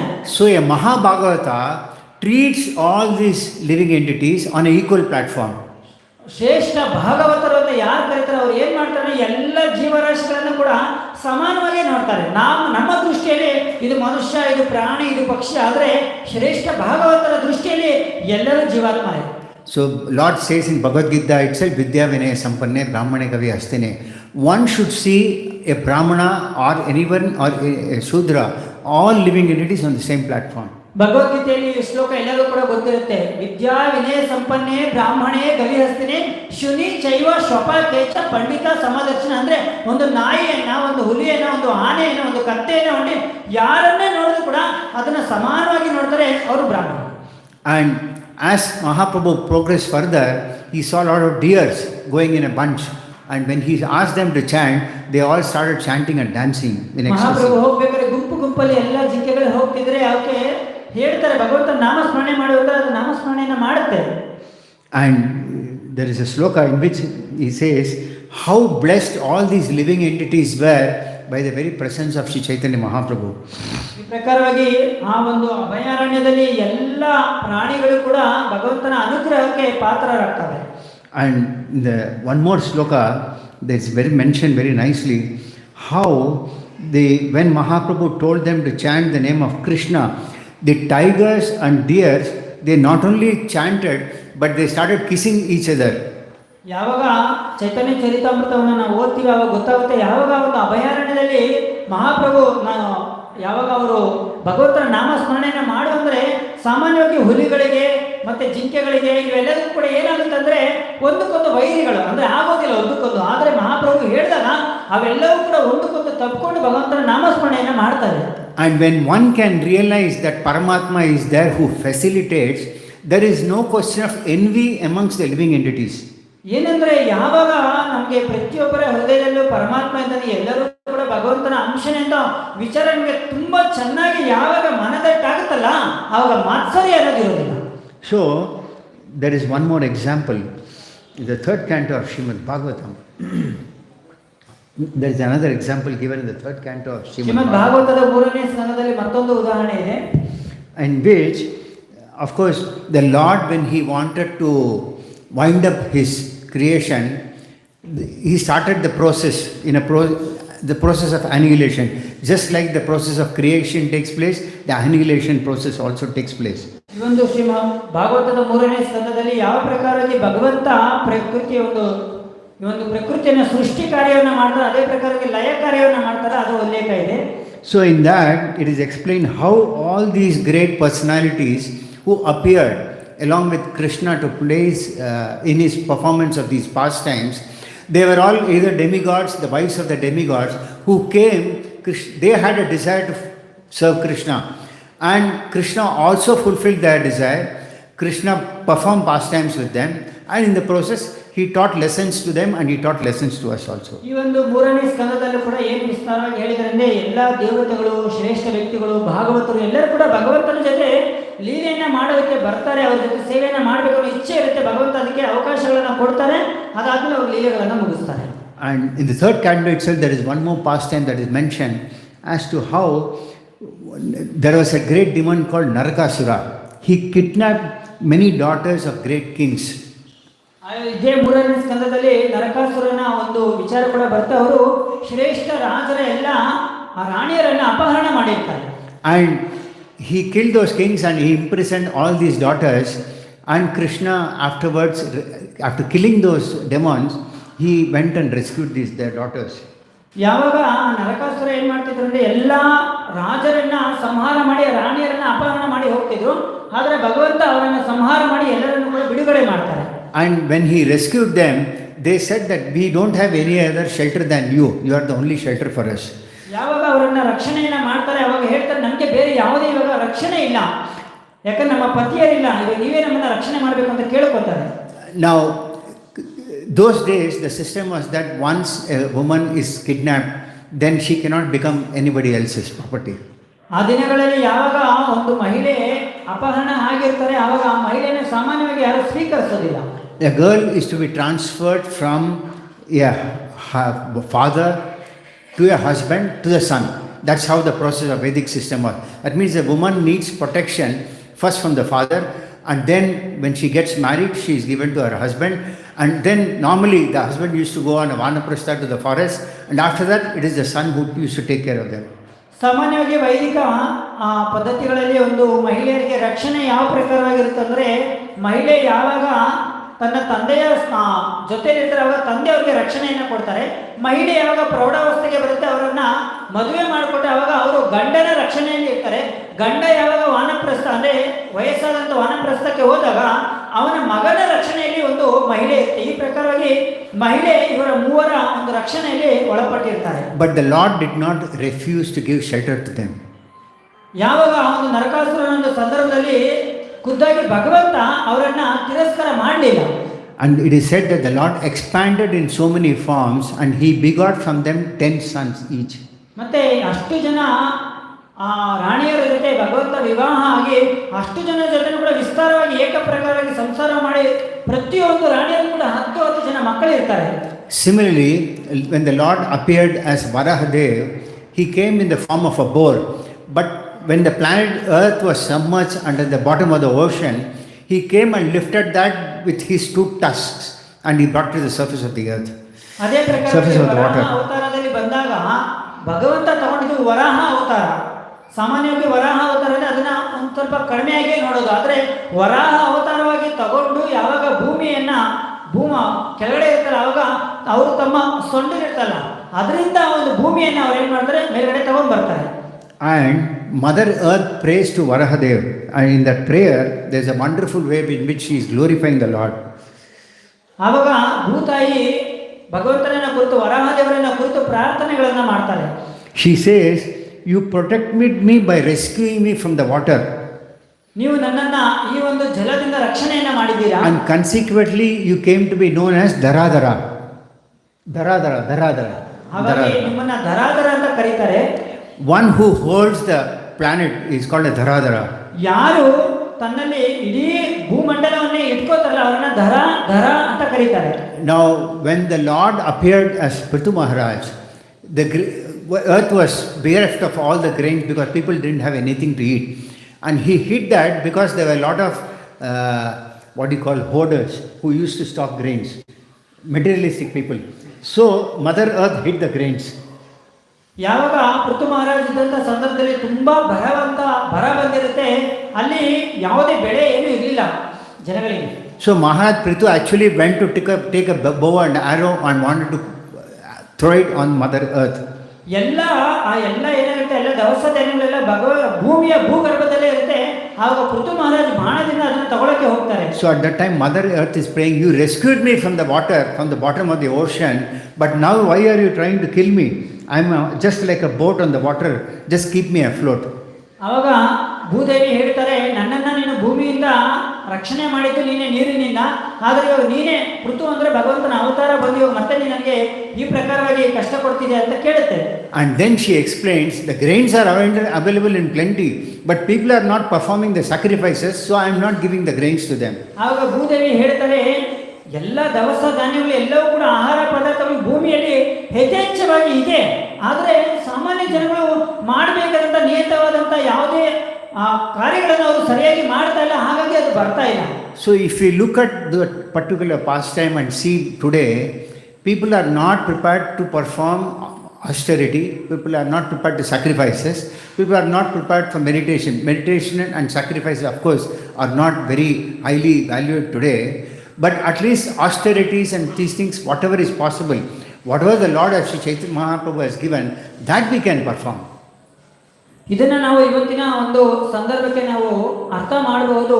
ಇವತ್ತಿನ ದಿನಗಳಲ್ಲಿ ನಮಗೆ ಎಲ್ಲವೂ ಬೇಕು, ಆದರೆ ಯಾರು ಕೂಡ ಈ ಒಂದು ವೈದಿಕವಾದಂತಹ ಆಚರಣೆಗಳನ್ನು, ನಿಯಮಗಳನ್ನು, ನಿಗ್ರಹಗಳನ್ನು, ಧ್ಯಾನಗಳನ್ನು, ತಪಸ್ಸುಗಳನ್ನು, ಮುಖ್ಯವಾಗಿ ವೈರಾಗ್ಯಗಳನ್ನು ಯಾರು ಇದನ್ನು ಮಾಡೋಕ್ಕೆ ಆಸಕ್ತಿ ಇಲ್ಲ. ಅದನ್ನ ಈ ಒಂದು ದೃಷ್ಟಾಂತದಲ್ಲಿ ಅರ್ಥ ಮಾಡಬಹುದು. Human life is given by the Lord to understand. It is a life given for performing austerities and sacrifices. ಈ ಒಂದು ಮನುಷ್ಯ ಜನ್ಮ ಅನ್ನೋದು ಭಗವಂತನಿಂದ ನಮ್ಗೆ ಏನು ಸಿಕ್ಕಿದೆ, ಅದು ಭಗವಂತನಿಗೋಸ್ಕರ ನಾವು ತಪಸ್ಸುಗಳನ್ನು ಆಚರಣೆ ಮಾಡೋದಕ್ಕೆ ಇರೋದು. So if we don't perform, we fail in performing our duty in the human form of life. ಯಾವಾಗ ನಾವು ಈ ಒಂದು ತಪಶ್ಚರ್ಯಗಳನ್ನು ಆಚರಣೆಯನ್ನು ಮಾಡೋದಿಲ್ಲ, ಆವಾಗ ಈ ಒಂದು ಮನುಷ್ಯ ಜನ್ಮದ ಉದ್ದೇಶ ಅದು ಅಪರಿಪೂರ್ಣ ಆಗುತ್ತೆ. If we perform our duty as per our varnashrama, we get the benefit of it. And if we don't perform our duty also, we cannot sit at home idle. ನಾವು ವರ್ಣಾಶ್ರಮ ಧರ್ಮಕ್ಕೆ ಅನುಗುಣವಾಗಿ ನಾವು ಕಾರ್ಯಗಳನ್ನು ಮಾಡಿದಾಗ ಜೀವನ ಸಾರ್ಥಕವಾಗುತ್ತೆ. ಏನು ಮಾಡಿಲ್ಲ ಅಂದರೆ ಒಬ್ಬ ವ್ಯಕ್ತಿ ಸುಮ್ಮನೆ ಹಾಗೆ ಕೂರಕ್ಕಾಗೋದಿಲ್ಲ ಮನೆಯಲ್ಲಿ. But in this Kali Yuga, there is nobody who can be called as a Brahmana, no one can be called as a Vaishnava. That's why Mahaprabhu has given an easy method for anyone from any caste, any community can chant the Mahamantra. ಕಲಿಯುಗದ ಕಲ್ಮಶ ಯಾವ ಪ್ರಕಾರವಿರುತ್ತೆ ಅಂದರೆ, ಯಾರು ಕೂಡ ಶುದ್ಧ ಶ್ರೇಷ್ಠವಾದಂತಹ ಉತ್ತಮವಾದಂತಹ ಬ್ರಾಹ್ಮಣೋತ್ತಮರಾಗಲಿ ವೈಷ್ಣವರಾಗಲಿ ಅವರು ತುಂಬ ಕಷ್ಟ. ಹಾಗಾಗಿ ಎಲ್ಲರೂ ಕೂಡ ಸರ್ವ ಸಮಾನವಾಗಿ ಎಲ್ಲರೂ ಕೂಡ ಭಗವಂತನ ನಾಮೋಚ್ಚಾರಣೆಯನ್ನು ಮಾಡಬಹುದು ಅನ್ನೋದನ್ನು ಮಹಾಪ್ರಭು ಹೇಳ್ಕೊಟ್ಟಿದ್ದಾರೆ. Also the emphasis was given on observing the 4 regulative principles. ಜೊತೆಯಲ್ಲಿ 4 ನಿಯಂತ್ರಕ ತತ್ವಗಳನ್ನು ಕೂಡ ಹೇಳಿದ್ದಾರೆ. So the 4 principles are no meat eating, no intoxication, no gambling and no illicit sex. ಶಾಸ್ತ್ರಗಳಲ್ಲಿ ಹೇಳಿದಂಥ 4 ನಿಯಂತ್ರಕ ತತ್ವಗಳು, ಒಂದು ಮದ್ಯಪಾನದಿಂದ ದೂರ, ಆಮೇಲೆ ಜೂಜಾಡುವುದು, ಮಾಂಸಾಹಾರ ಮತ್ತು ಅನೈತಿಕ ಸಂಬಂಧಗಳಿಂದ ದೂರ. So if we look at what Lord performed in Satya Yuga, what the Lord established in Dwapara Yuga, what the Lord established in Tirtha Yuga, and what Lord has established in Kali Yuga, each of these systems have been adopted for a particular situation at a particular time. ನಾವು ನೋಡಬಹುದು, ಭಗವಂತ ಒಂದೊಂದು ಯುಗಗಳಲ್ಲಿ ಅವತಾರಗಳನ್ನು ತಗೊಂಡು ಒಂದೊಂದು ಧರ್ಮವನ್ನು ಪ್ರತಿಷ್ಠಾಪನೆಯನ್ನು ಮಾಡ್ತಾರೆ. ಅವರು ಯಾವಾಗ ಸತ್ಯಯುಗದಲ್ಲಿ ಬಂದಾಗ ಧ್ಯಾನವನ್ನ, ಈ ಪ್ರಕಾರವಾಗಿ ತ್ರೇತಾಯುಗದಲ್ಲಿ ಬಂದಾಗ ಅವರು ಮತ್ತೆ ಅಲ್ಲಿ ಒಂದು ಧರ್ಮವನ್ನ, ದ್ವಾಪರ ಯುಗದಲ್ಲಿ, ಕಲಿಯುಗದಲ್ಲಿ ಆಯಾ ಸಂದರ್ಭಕ್ಕೆ ತಕ್ಕಂತೆ ಭಗವಂತ ಏನ್ ಮಾಡ್ತಾರೆ, ಕೆಲವೊಂದು ಆಚರಣೆಗಳನ್ನ ಕೊಡ್ತಾರೆ. So if we think that the Lord did this in Satya Yuga, Treta Yuga, why can't I do it? That will put us into difficulty. ಉದಾಹರಣೆಗೆ ಯಾವಾಗ ಭಗವಂತ ಸತ್ಯಯುಗದಲ್ಲಿ ಬಂದಾಗ ಧ್ಯಾನವನ್ನ ಅವರು ಚೆನ್ನಾಗಿ ಎಲ್ಲರಿಗೂ ತಿಳುವಳಿಕೆಯನ್ನು ಕೊಡ್ತಾರೆ, ಅದನ್ನೇ ಈ ಕಲಿಯುಗದಲ್ಲಿ ಕೂಡ ನಾವು ಮಾಡಬಹುದು ಅಂತ ಹೋದಾಗ ಏನಂತೆ ಸ್ವಲ್ಪ ಕಷ್ಟ ಆಗುತ್ತೆ.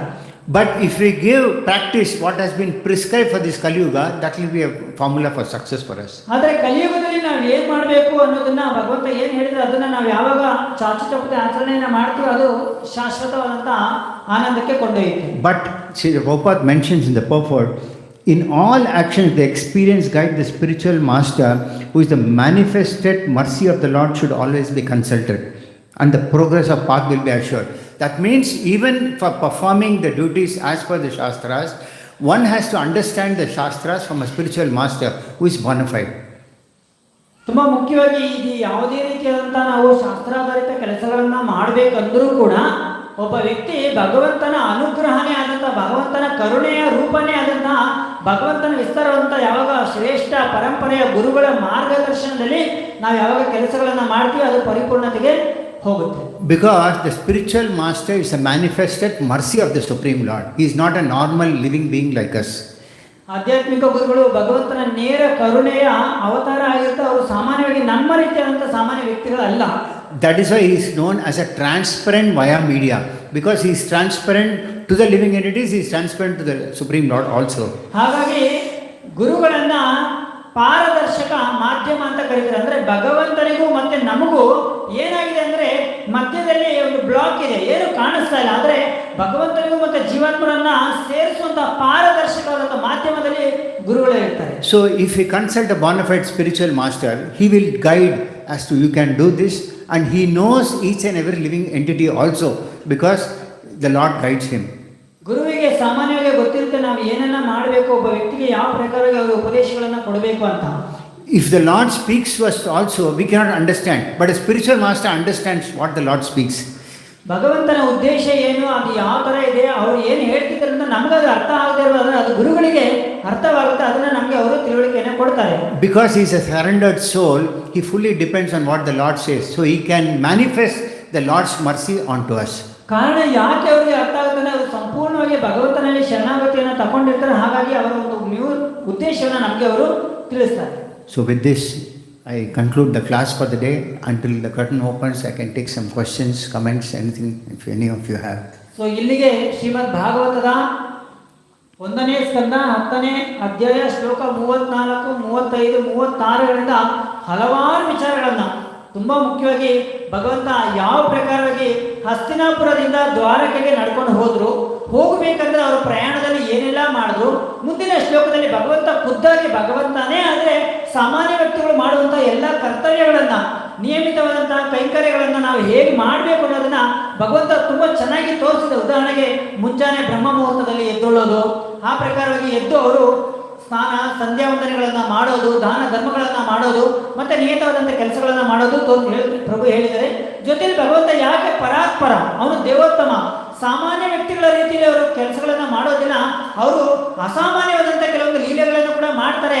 ಅದನ್ನ ನಾವು ಅನುಕರಣೆ ಮಾಡಕ್ ಆಗೋದಿಲ್ಲ, ಆದ್ರೆ ಅವ್ರು ಮಾಡಿದಂಥ ಕರ್ತವ್ಯಗಳನ್ನ ನಾವು ಅನುಸರಿಸಬಹುದು.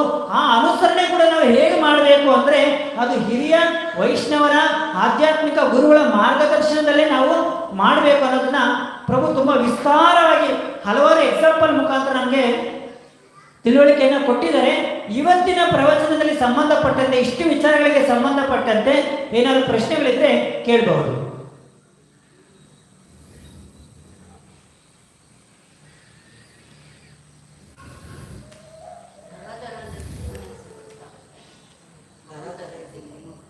Yeah, is the name of Krishna. It's mentioned in the 3rd canto of Srimad Bhagavatam. ಹೌದು ಮಾತಾಡಿ, ಶ್ರೀಮದ್ ಭಾಗವತದ 3ನೇ ಸ್ಕಂದದಲ್ಲಿ ಇದರ ಉಲ್ಲೇಖ ಇದೆ. ಧರೆಯನ್ನ ಹೊತ್ತವನು ಭಗವಂತ, ಹಾಗಾಗಿ ಅವರಿಗೆ ಧರ. ಬೇರೆ ಪ್ರಶ್ನೆ ಇವತ್ತಿನ ಇಷ್ಟೊಂದು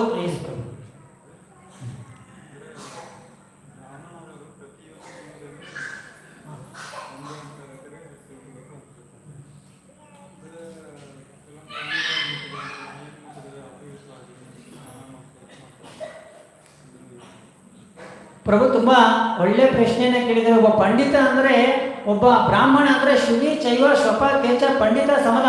ಒಂದು ನಾಯಿಯನ್ನ, ಒಂದು ಹಂದಿಯನ್ನ, ಒಂದು ಆನೆಯನ್ನ ಅಥವಾ ಒಂದು ಒಂಟೆ, ಯಾವುದೇ ಪ್ರಾಣಿಯನ್ನ ನೋಡಿದ್ರು ಕೂಡ ಸಮಾನವಾಗಿ ನೋಡ್ಬೇಕು ಅಂತ ಹೇಳ್ತಾರೆ. ಮತ್ತೆ ನಾವು ಕೆಲವು ಸರಿ ನಾಯಿಯನ್ನ ಮುಟ್ಟಿದ್ರೆ ಅಪವಿತ್ರ ಅಂತ ಫೀಲ್ ಆಗ್ತೀವಿ, ಹಸುವನ್ನ ಮುಟ್ಟಿದ್ರೆ ಪವಿತ್ರ ಅಂತ ಫೀಲ್ ಆಗ್ತೀವಿ. ಇದು ಹೇಗೆ? What is this question? I didn't understand. Equal. Yes. Okay. Okay. Good question. Thank you very much.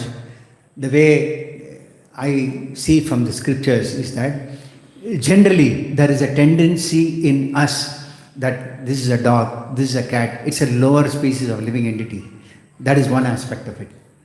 ಮೊದಲನೇದಾಗಿ ಸಾಮಾನ್ಯವಾಗಿ ನಮ್ಮ ಪ್ರಜ್ಞೆ ಯಾವ ಪ್ರಕಾರವಾಗ್ಬಿಟ್ಟಿದೆ ಅಂದ್ರೆ ಹಿರಿಯರ ಪ್ರಜ್ಞೆ ಅಲ್ಲ, ನಮ್ಮ ಪ್ರಜ್ಞೆ. ನಾಯಿ ನೋಡಿದ ತಕ್ಷಣ ಇದು ಮಲ ಎಲ್ಲ ತಿನ್ನಂತ ನಾಯಿ, ಅದು ಒಂಥರ ತುಂಬಾ ಹೊಲಸಾದಂಥ ಪ್ರಾಣಿ, ಹಸು ಅಂದರೆ ಚೆನ್ನಾಗಿರುವಂಥ ಅನ್ನೋದು ಪ್ರಜ್ಞೆ ನಮ್ಮಲ್ಲಿ ಇದೆ.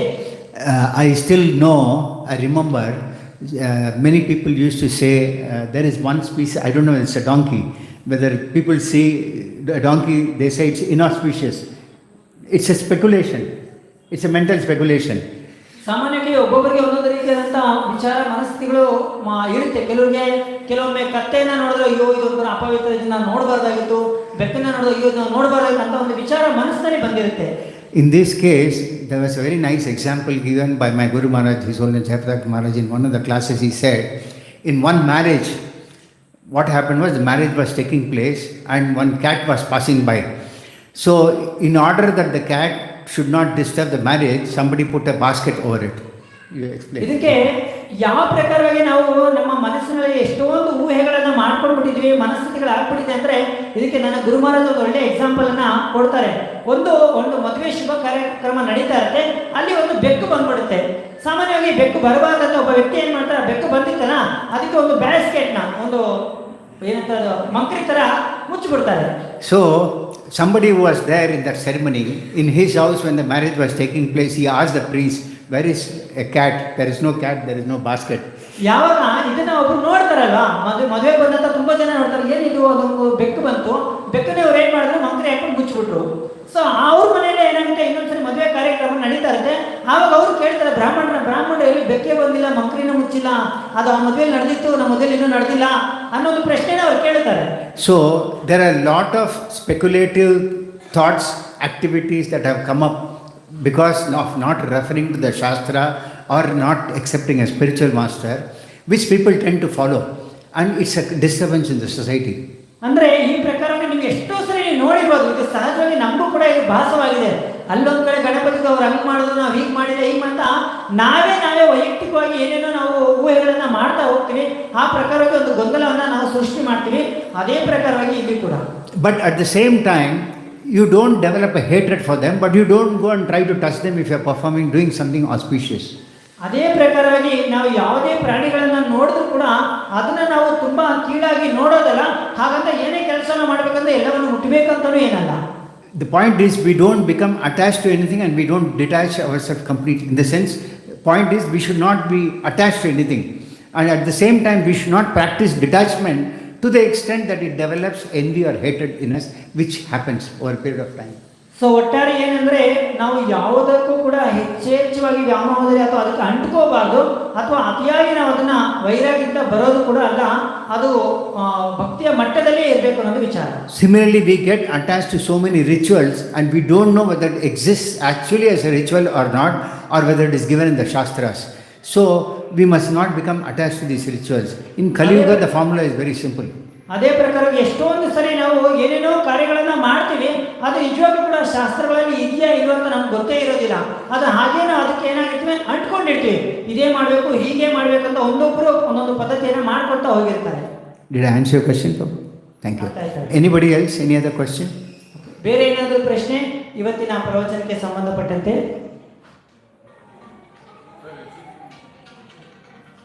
Yes. Yes, ಹೇಳಿ. You can sit and ask, no problem. ಪರವಾಗಿಲ್ಲ, No problem. ನೀವು ಹೇಳಿ, ನಾನು ಅವ್ರಿಗೆ ಟ್ರಾನ್ಸ್ಫರ್. Sir, namaste. ಹಾಂ, Sir, both myself and my wife, Guru Dwaraka, Mathura, Bad Dwaraka, Bull Dwaraka, and the last place, the goddess made us to visit them. ಅಲ್ಲಿ ಹೋಗೋದಕ್ಕೆ ಒಂದು ಅವಕಾಶ ಆಗುತ್ತೆ. ಅದು ಗೋಪಿಕಾ ಅಲ್ಲಿಂದ ಹೋಗಿ ನಾನು ಗೋಪಿಕಾದಲ್ಲಿ ಇರುವಾಗ ನನಗೆ ಎಕ್ಸ್ಪ್ಲನೇಷನ್ ಎಲ್ಲಿ ಸರಿಗೆ ಸಿಕ್ಕಲಿಲ್ಲ. ಇವರು 60 ಫೀಮೇಲ್ ಕ್ಯಾರೆಕ್ಟರ್, 16,000 ಫೀಮೇಲ್ ಕ್ಯಾರೆಕ್ಟರ್, ಈ ಥರ ಎಲ್ಲ ನನಗೆ ಗೊತ್ತಾಯ್ತು. But today only I understand. Krishna is having the power of self-control, as Swami said. I was listening. Then I got the enlightenment. It is not Krishna doing something bad. Doing good. He has the control of the mind, considered to be a God. Thank you. Just a minute. So, ಇಲ್ಲಿ ಅದು ಒಂದು ನಾನು ತಿಳ್ಕೊಂಡೆ. So, completely washed away. It is His power. That power makes everything. There is no any feminine character, connectivity or something like that. So, Sir has given very good explanation. And apart from that, I want to ask Swamiji one more question. Krishna is connected and given power only female character but not male character. Okay, sir? And finally, another one. You said Krishna's, listen, 100 sons. Where they were, what they were doing. Okay. What I understood, Krishna is a powerful person. Finally, and we have to follow his principle. What he says, it is only a self-control activity. If I am wrong, you can No. explain it. Okay. ಪ್ರಭುಗಳು ಈ ಒಂದು ಸಂದರ್ಭದಲ್ಲಿ ಅವರ ಒಂದು ಇಡೀ ಒಂದು ಪ್ರವಚನದ ಒಂದು ಅನಿಸಿಕೆಯನ್ನ ಮತ್ತೆ ಅವರು ಏನು ಅರ್ಥೈಸ್ಕೊಂಡಿದ್ದಾರೆ ಜೊತೆಲಿ ಒಂದು ಪ್ರಶ್ನೆಯನ್ನು ಕೂಡ ಪ್ರಭು ಕೇಳಿದ್ದಾರೆ. So I got a question. Did you translate the question? So ಮೊದಲನೇದಾಗಿ ಅವರು ಕೂಡ ಯಾವಾಗ ದ್ವಾರಕೆಗೆ ಬೇಟ್ ದ್ವಾರಕಾ ಮತ್ತೆ ಗೋಪಿಯರ ಒಂದು ಎಲ್ಲ ಸ್ಥಳಗಳಿಗೆ ಹೋಗ್ತಾರೆ. ಅವರು ಹೋದಾಗ ಅಲ್ಲಿ ಅವರಿಗೆ ಯಾವುದೇ ರೀತಿಯಾದಂಥ ಸರಿಯಾದಂಥ ರೀತಿಯಾದಂಥ ಮಾಹಿತಿಗಳು ಅವರಿಗೆ ಸಿಕ್ಕಿರೋದಿಲ್ಲ. ಆದರೆ ಅವರು ಇವತ್ತಿನ ಪ್ರವಚನದಲ್ಲಿ ಅಲ್ಲೆಲ್ಲ ಹೋದಾಗ ಇದು ಗೋಪಿಯರಿದ್ದಂಥ ಸ್ಥಳ, ಗೋಪಿಯರು ಇಷ್ಟು ಜನ ಇದ್ರು, ಅಷ್ಟು ಜನ ಇದ್ರು, ಈ ರೀತಿ ಅವರು ಕೇಳಿದ್ರು ಅಷ್ಟೇ. ಆದರೆ ಇವತ್ತು ಇಲ್ಲಿ ಬಂದ ಮೇಲೆ ಭಗವಂತನಿಗೆ ಅಷ್ಟು ಜನ ಗೋಪಿಯರು ಇದ್ರೂ ಕೂಡ ಅವರು ತಮ್ಮನ್ನ ಸ್ವಂತ ಇಂದ್ರಿಯ ನಿಗ್ರಹದಲ್ಲಿ ಅವರು ಇದ್ರು. ಹಾಗಾಗಿ ಅವರು ನಿಜವಾಗ್ಲೂ ಕೂಡ ಭಗವಂತ ಅನ್ನೋದು ಅವ್ರಿಗೆ ತುಂಬ ಚೆನ್ನಾಗಿ ಅರ್ಥ ಆಗಿದೆ. ಜೊತೆಯಲ್ಲಿ ಆ ಒಂದು ಭಗವಂತನಿಗೆ ಋಷಭದೇವರಿಗೆ 100 ಜನ ಮಕ್ಕಳೆಲ್ಲ ಇದ್ರು ಅಂತ ಹೇಳಿದ್ರಲ್ಲ, ಅದೆಲ್ಲ ಕೂಡ ಅವ್ರು ಇವಾಗ ಆ ಪರಿಸ್ಥಿತಿ ಏನು ಅಂತ ಪ್ರಶ್ನೆ ಮಾಡಿದ್ದಾರೆ. ಜೊತೆಯಲ್ಲಿ ಭಗವಂತ ಯಾವ ಪ್ರಕಾರಕ್ಕೆ ಎಲ್ಲ ದಿನನಿತ್ಯದ ಕೈಂಕರ್ಯಗಳನ್ನು ಮಾಡ್ತಾ ಇದ್ರು, ಆ ಪ್ರಿನ್ಸಿಪಲ್ಸ್ ಎಲ್ಲ ಏನಿತ್ತು ಅದನ್ನು ಕೂಡ ನಾವು ಪರಿಪಾಲನೆ ಮಾಡಬೇಕು ಅನ್ನೋದನ್ನ ತುಂಬ ಚೆನ್ನಾಗಿ ಅರ್ಥ ಆಗಿದೆ ಅಂತ ಪ್ರಭು ಅವರು ತಮ್ಮ ಅನಿಸಿಕೆಯನ್ನು ಕೊಟ್ಟಿದ್ದಾರೆ. Thank you Prabhu. Okay, on your comment on Krishna's role, I have just touched the surface of the subject because it is a very deep subject which is given in Srimad Bhagavatam, in the 10th canto, how Krishna dealt with the gopis, how Krishna dealt with the queens. And before we come to the 10th canto of Srimad Bhagavatam, Srila Prabhupada has always emphasized we must understand all the other previous cantos very well before reading the 10th canto. ಪ್ರಭು ಏನು ಪ್ರಭು ಒಂದು ಕಾಮೆಂಟನ್ನು ಕೊಟ್ಟಿದ್ದಾರೆ, ಅದಕ್ಕೆ ಹೇಳಿದ್ರೆ ನಾವು ಇಷ್ಟೊಂದು ಏನೆಲ್ಲ ಚರ್ಚೆ ಮಾಡಿದ್ರೆ ಭಗವಂತನ ಈ ಹಲವಾರು ಲೀಲೆಗಳಲ್ಲಿ ಕೇವಲ ಒಂದು ಮೇಲ್ಮೈ ಅಷ್ಟೇ, ಒಂದು ಚಿಕ್ಕದಾದಂಥ ಭಾಗವನ್ನು ಮಾತ್ರ ಅರ್ಥ ಮಾಡ್ಕೊಂಡಿದೆ. ಎಲ್ಲವೂ ಕೂಡ ಶ್ರೀಮದ್ ಭಾಗವತದ 10ನೇ ಸ್ಕಂದದಲ್ಲಿ ವಿಸ್ತಾರವಾಗಿ ಅವರು ಎಕ್ಸ್ಪ್ಲೇನ್ ಮಾಡಿದ್ದಾರೆ. ಆದರೆ ಪ್ರಭುಪಾದ ಏನು ಹೇಳ್ತಾರೆ ಅಂದರೆ, ಅಂಥ ಭಗವಂತನ ಶ್ರೇಷ್ಠ ಲೀಲೆಗಳಿಗೆ ಹೋಗೋದಕ್ಕೂ ಮುಂಚೆ ಶ್ರೀಮದ್ ಭಾಗವತದ 1ನೇ ಸ್ಕಂದ 2ನೇ ಸ್ಕಂದ ತುಂಬ ಚೆನ್ನಾಗಿ ನಾವು ಅರ್ಥ ಮಾಡ್ಕೋಬೇಕು ಅನ್ನೋದು ವಿಚಾರ. The second question that you had put forth was that, but I am happy that at least your doubts have been cleared about Krishna's role. So ಮೊದಲನೇಗೆ ಪ್ರಭುಗೆ ತುಂಬ ಸಂತೋಷ ಇದೆ, ನಿಮ್ಮಲ್ಲಿ ಎಷ್ಟೊಂದು ಡೌಟ್ಸ್ ಇತ್ತು ಕೃಷ್ಣನ ಒಂದು ವಿಚಾರದಲ್ಲಿ, ಅದೆಲ್ಲವೂ ಕೂಡ ನಿಮಗೆ ಪರಿಹಾರ ಆಗಿದೆ ಅನ್ನೋದು ಪ್ರಭುಗೆ ತುಂಬ ಖುಷಿ ಇದೆ. The second point that you raised was Krishna has given more power to women and not men. That is wrong.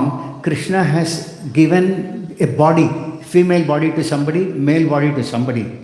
Now it is dependent on what their karma previous, and it is explained in Bhagavad Gita how one gets a female body, how one gets a male body. If at the time of leaving the body, or we normally say, common man says death, if somebody thinks of a woman, in the next birth a man gets a woman's body, and if a woman thinks of a man, she gets a man's body. But woman has been given a specific role, a man has been given a specific role. We should not misinterpret looking at today's situation. ಪ್ರಭು ಇನ್ನೊಂದು ತುಂಬ ಒಂದು ಒಳ್ಳೆಯ ಪ್ರಶ್ನೆಯನ್ನು ಕೇಳಿದ್ರು. ಕೃಷ್ಣ ಮಹಿಳೆಯರಿಗೆ ತುಂಬ ಯಥೇಚ್ಛವಾದಂಥ ಒಂದು ಶಕ್ತಿಯನ್ನಾಗಲಿ ಅಥವಾ ವಿಚಾರವನ್ನು ವಿಶೇಷತೆಯನ್ನು ಕೊಟ್ಟಿದ್ರಲ್ಲ, ಅದು ಹೇಗೆ, ಯಾಕೆ ಗಂಡಸರಿಗೆ ಕೊಟ್ಟಿಲ್ಲ ಅನ್ನೋದು ಪ್ರಭು ತುಂಬ ಚೆನ್ನಾಗಿ ಅದಕ್ಕೆ ಉತ್ತರವನ್ನು ಕೊಡಿ. ಇದು ಸರಿಯಾದಂತಹ ಅರ್ಥೈಕೆ ಅಲ್ಲ.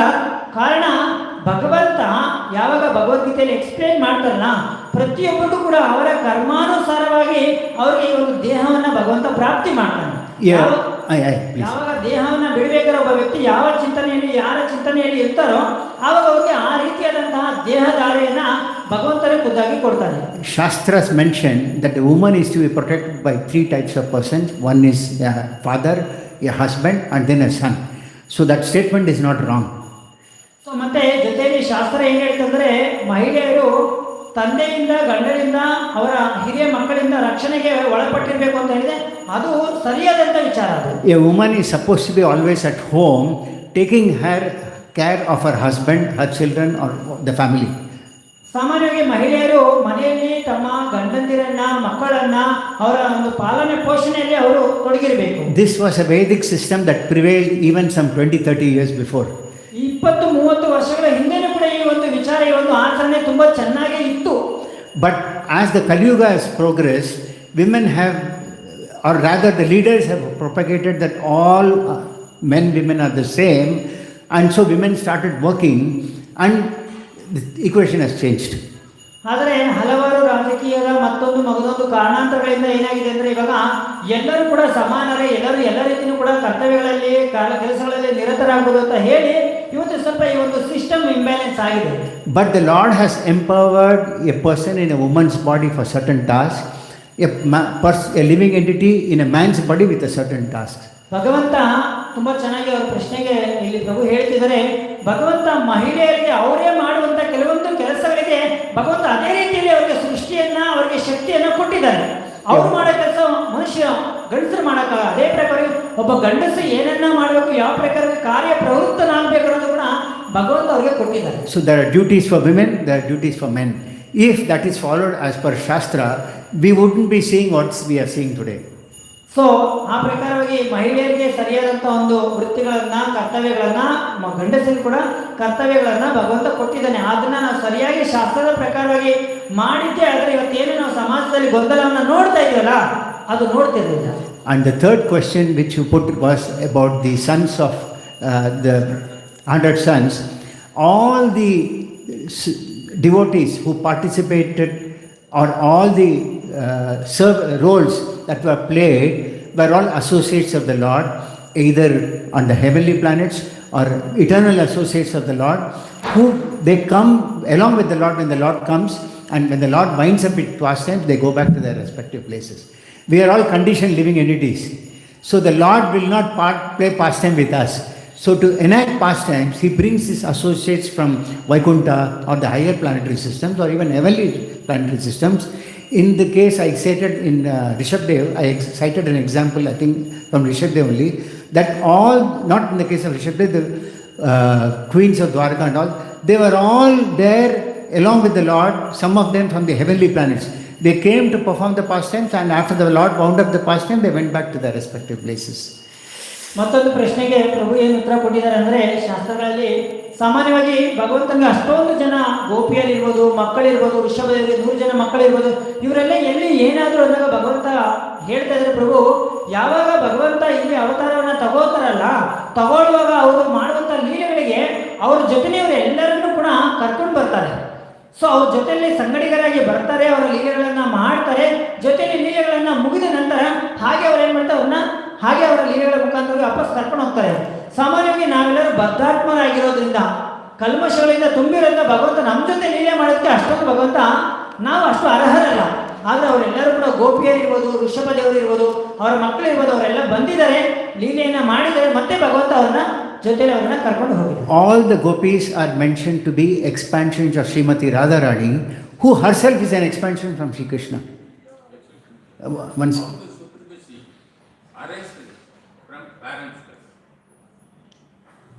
how the supremacy arises, it's again a speculation, that's all I can say.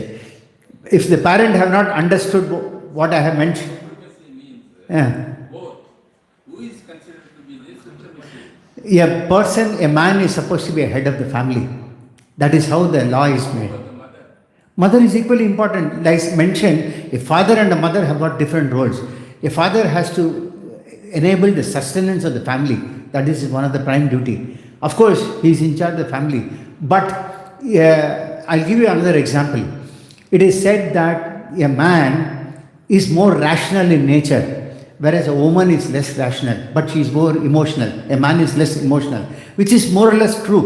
If we look at today's situation also, it is true. But if somebody takes the role, for example, a woman thinks that I am a man, I can do a man's role, she may be able to do it, but ultimately it will not, she will not be successful. But the society is propagating it. Why I ask this? Mother is sacrificing. Everyone is sacrificing. It is not that mother only sacrifices, father doesn't sacrifice. Mother is more. Yes Prabhu, ತುಂಬ ವಿಚಾರಕ್ಕೆ ಹೆಚ್ಚಿನವಾಗಿ ತುಂಬ ಪ್ರಶ್ನೆಗಳನ್ನು ಕೇಳ್ತಾ ಈ ಎಲ್ಲನೂ ಕೂಡ ನಾವು ಮತ್ತೆ ಬೇಕಾದ್ರೆ ಖುದ್ದಾಗಿ ಕೂತ್ಕೊಂಡು ಚರ್ಚೆಯನ್ನು ಮಾಡೋಣ. ಒಂದು ಮನೆಯ ಮೇಲೆ ಮನೆಯಲ್ಲಿ ಸಾಮಾನ್ಯ ಪ್ರಭು ಹೇಳ್ತಿದ್ದಾರೆ, ಮಹಿಳೆಯರು ತಾಯಂದಿರು ಹೆಚ್ಚಿಗೆ ಅವರು ಸ್ಯಾಕ್ರಿಫೈಸ್ ತ್ಯಾಗವನ್ನು ಮಾಡುವಂಥ ಮನೋವೃತ್ತಿ ಇರುತ್ತೆ ಅಂತ. ಮನೆಯಲ್ಲಿ ಒಬ್ಬ ಪುರುಷ ಇರ್ಬೋದು ಮತ್ತು ಮಹಿಳೆ ಇರ್ಬೋದು, ಇಬ್ಬರದು ಕೂಡ ಸರಿಯಾದಂಥ ರೀತಿಯಲ್ಲಿ ಅವರವರದೇ ಆದಂಥ ಒಂದು ಸ್ಯಾಕ್ರಿಫೈಸ್ ಖಂಡಿತವಾಗ್ಲೂ ಇದ್ದೇ ಇರುತ್ತೆ. ಅದನ್ನೇ ಪ್ರಾರಂಭದಲ್ಲಿ ಪ್ರಭು ಹೇಳಿದ್ದು, ಒಬ್ಬೊಬ್ಬರು ಕೂಡ ಅವರವರದೇ ಆದಂಥ ಜವಾಬ್ದಾರಿ ಇರುತ್ತೆ, ಎರಡೂ ಕೂಡ ಈಕ್ವಲ್ ಆಗಿ ಪ್ರಮಾಣವಾಗಿ ಹೋಗಬೇಕಾಗುತ್ತೆ ಅನ್ನೋದನ್ನ ವಿಚಾರವನ್ನು ಪ್ರಭು ಇಷ್ಟೊತ್ತವರೆಗೂ ಹೇಳಿದ್ದಾರೆ. ಸೊ ಇನ್ನು ಮುಂದಿನ ಏನಾದರೂ ಪ್ರಶ್ನೆಗಳಿತ್ತಂದರೆ ನಾವು ಥ್ಯಾಂಕ್ ಯು ಪ್ರಭು, ತುಂಬ ಚೆನ್ನಾಗಿ thank you.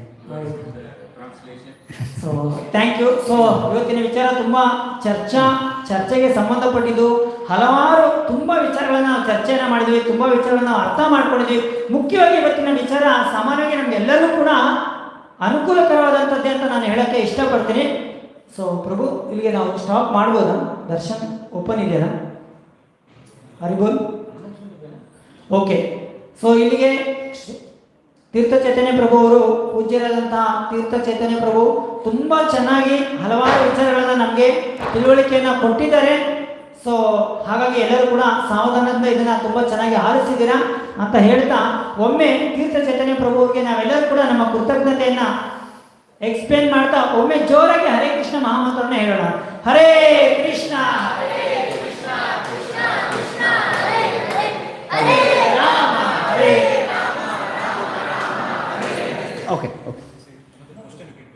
Okay. One more question. I believe there are about 5 minutes. So if anybody has got one more question or comments, you can. ದರ್ಶನಕ್ಕೆ ಇನ್ನ 2-3 ನಿಮಿಷಗಳ ಕಾಲಾವಕಾಶ ಇದೆ. ಅಷ್ಟರೊಳಗೆ ಬೇರೆ ಏನಾದರೂ ಪ್ರಶ್ನೆ ಇದ್ರೆ ಕೇಳಬಹುದು.